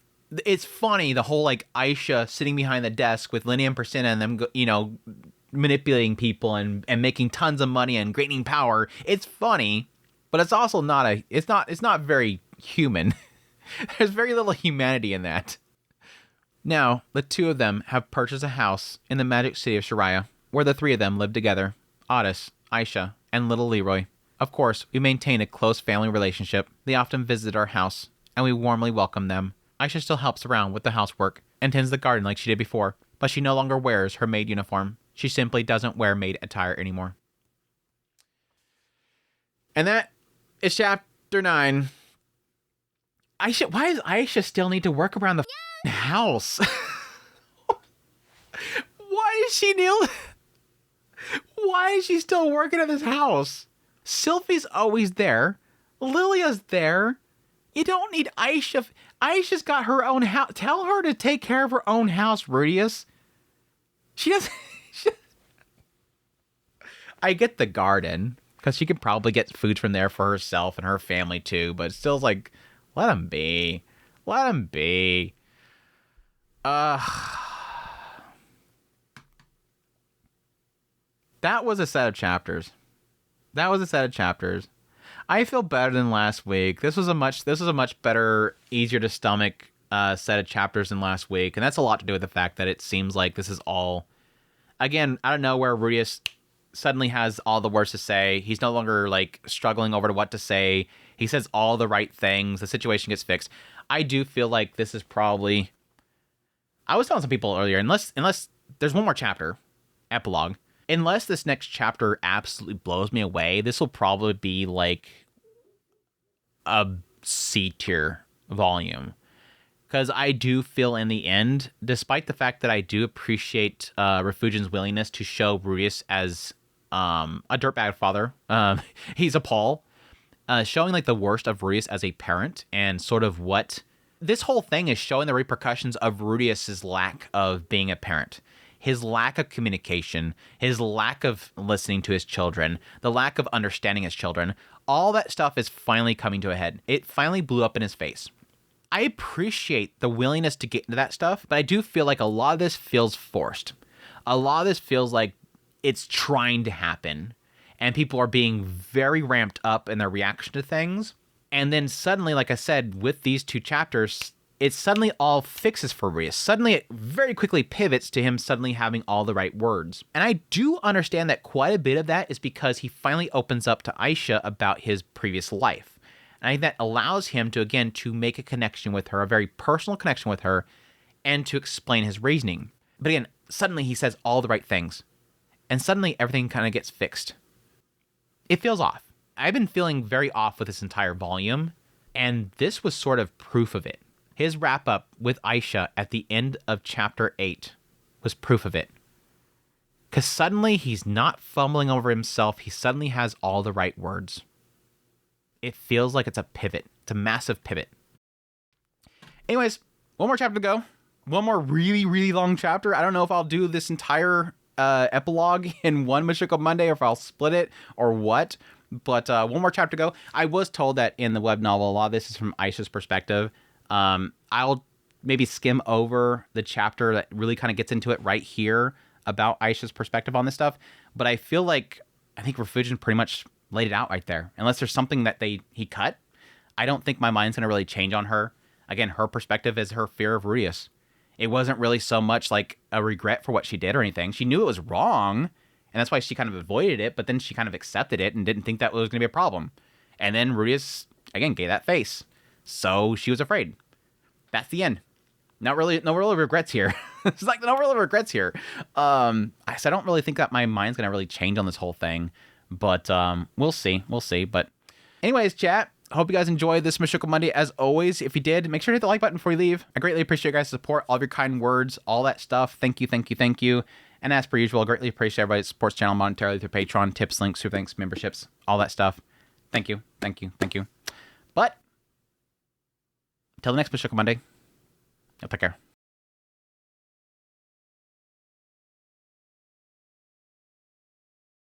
The Aisha I knew never spoke so pessimistically. The Aisha I knew never spoke so pessimistically.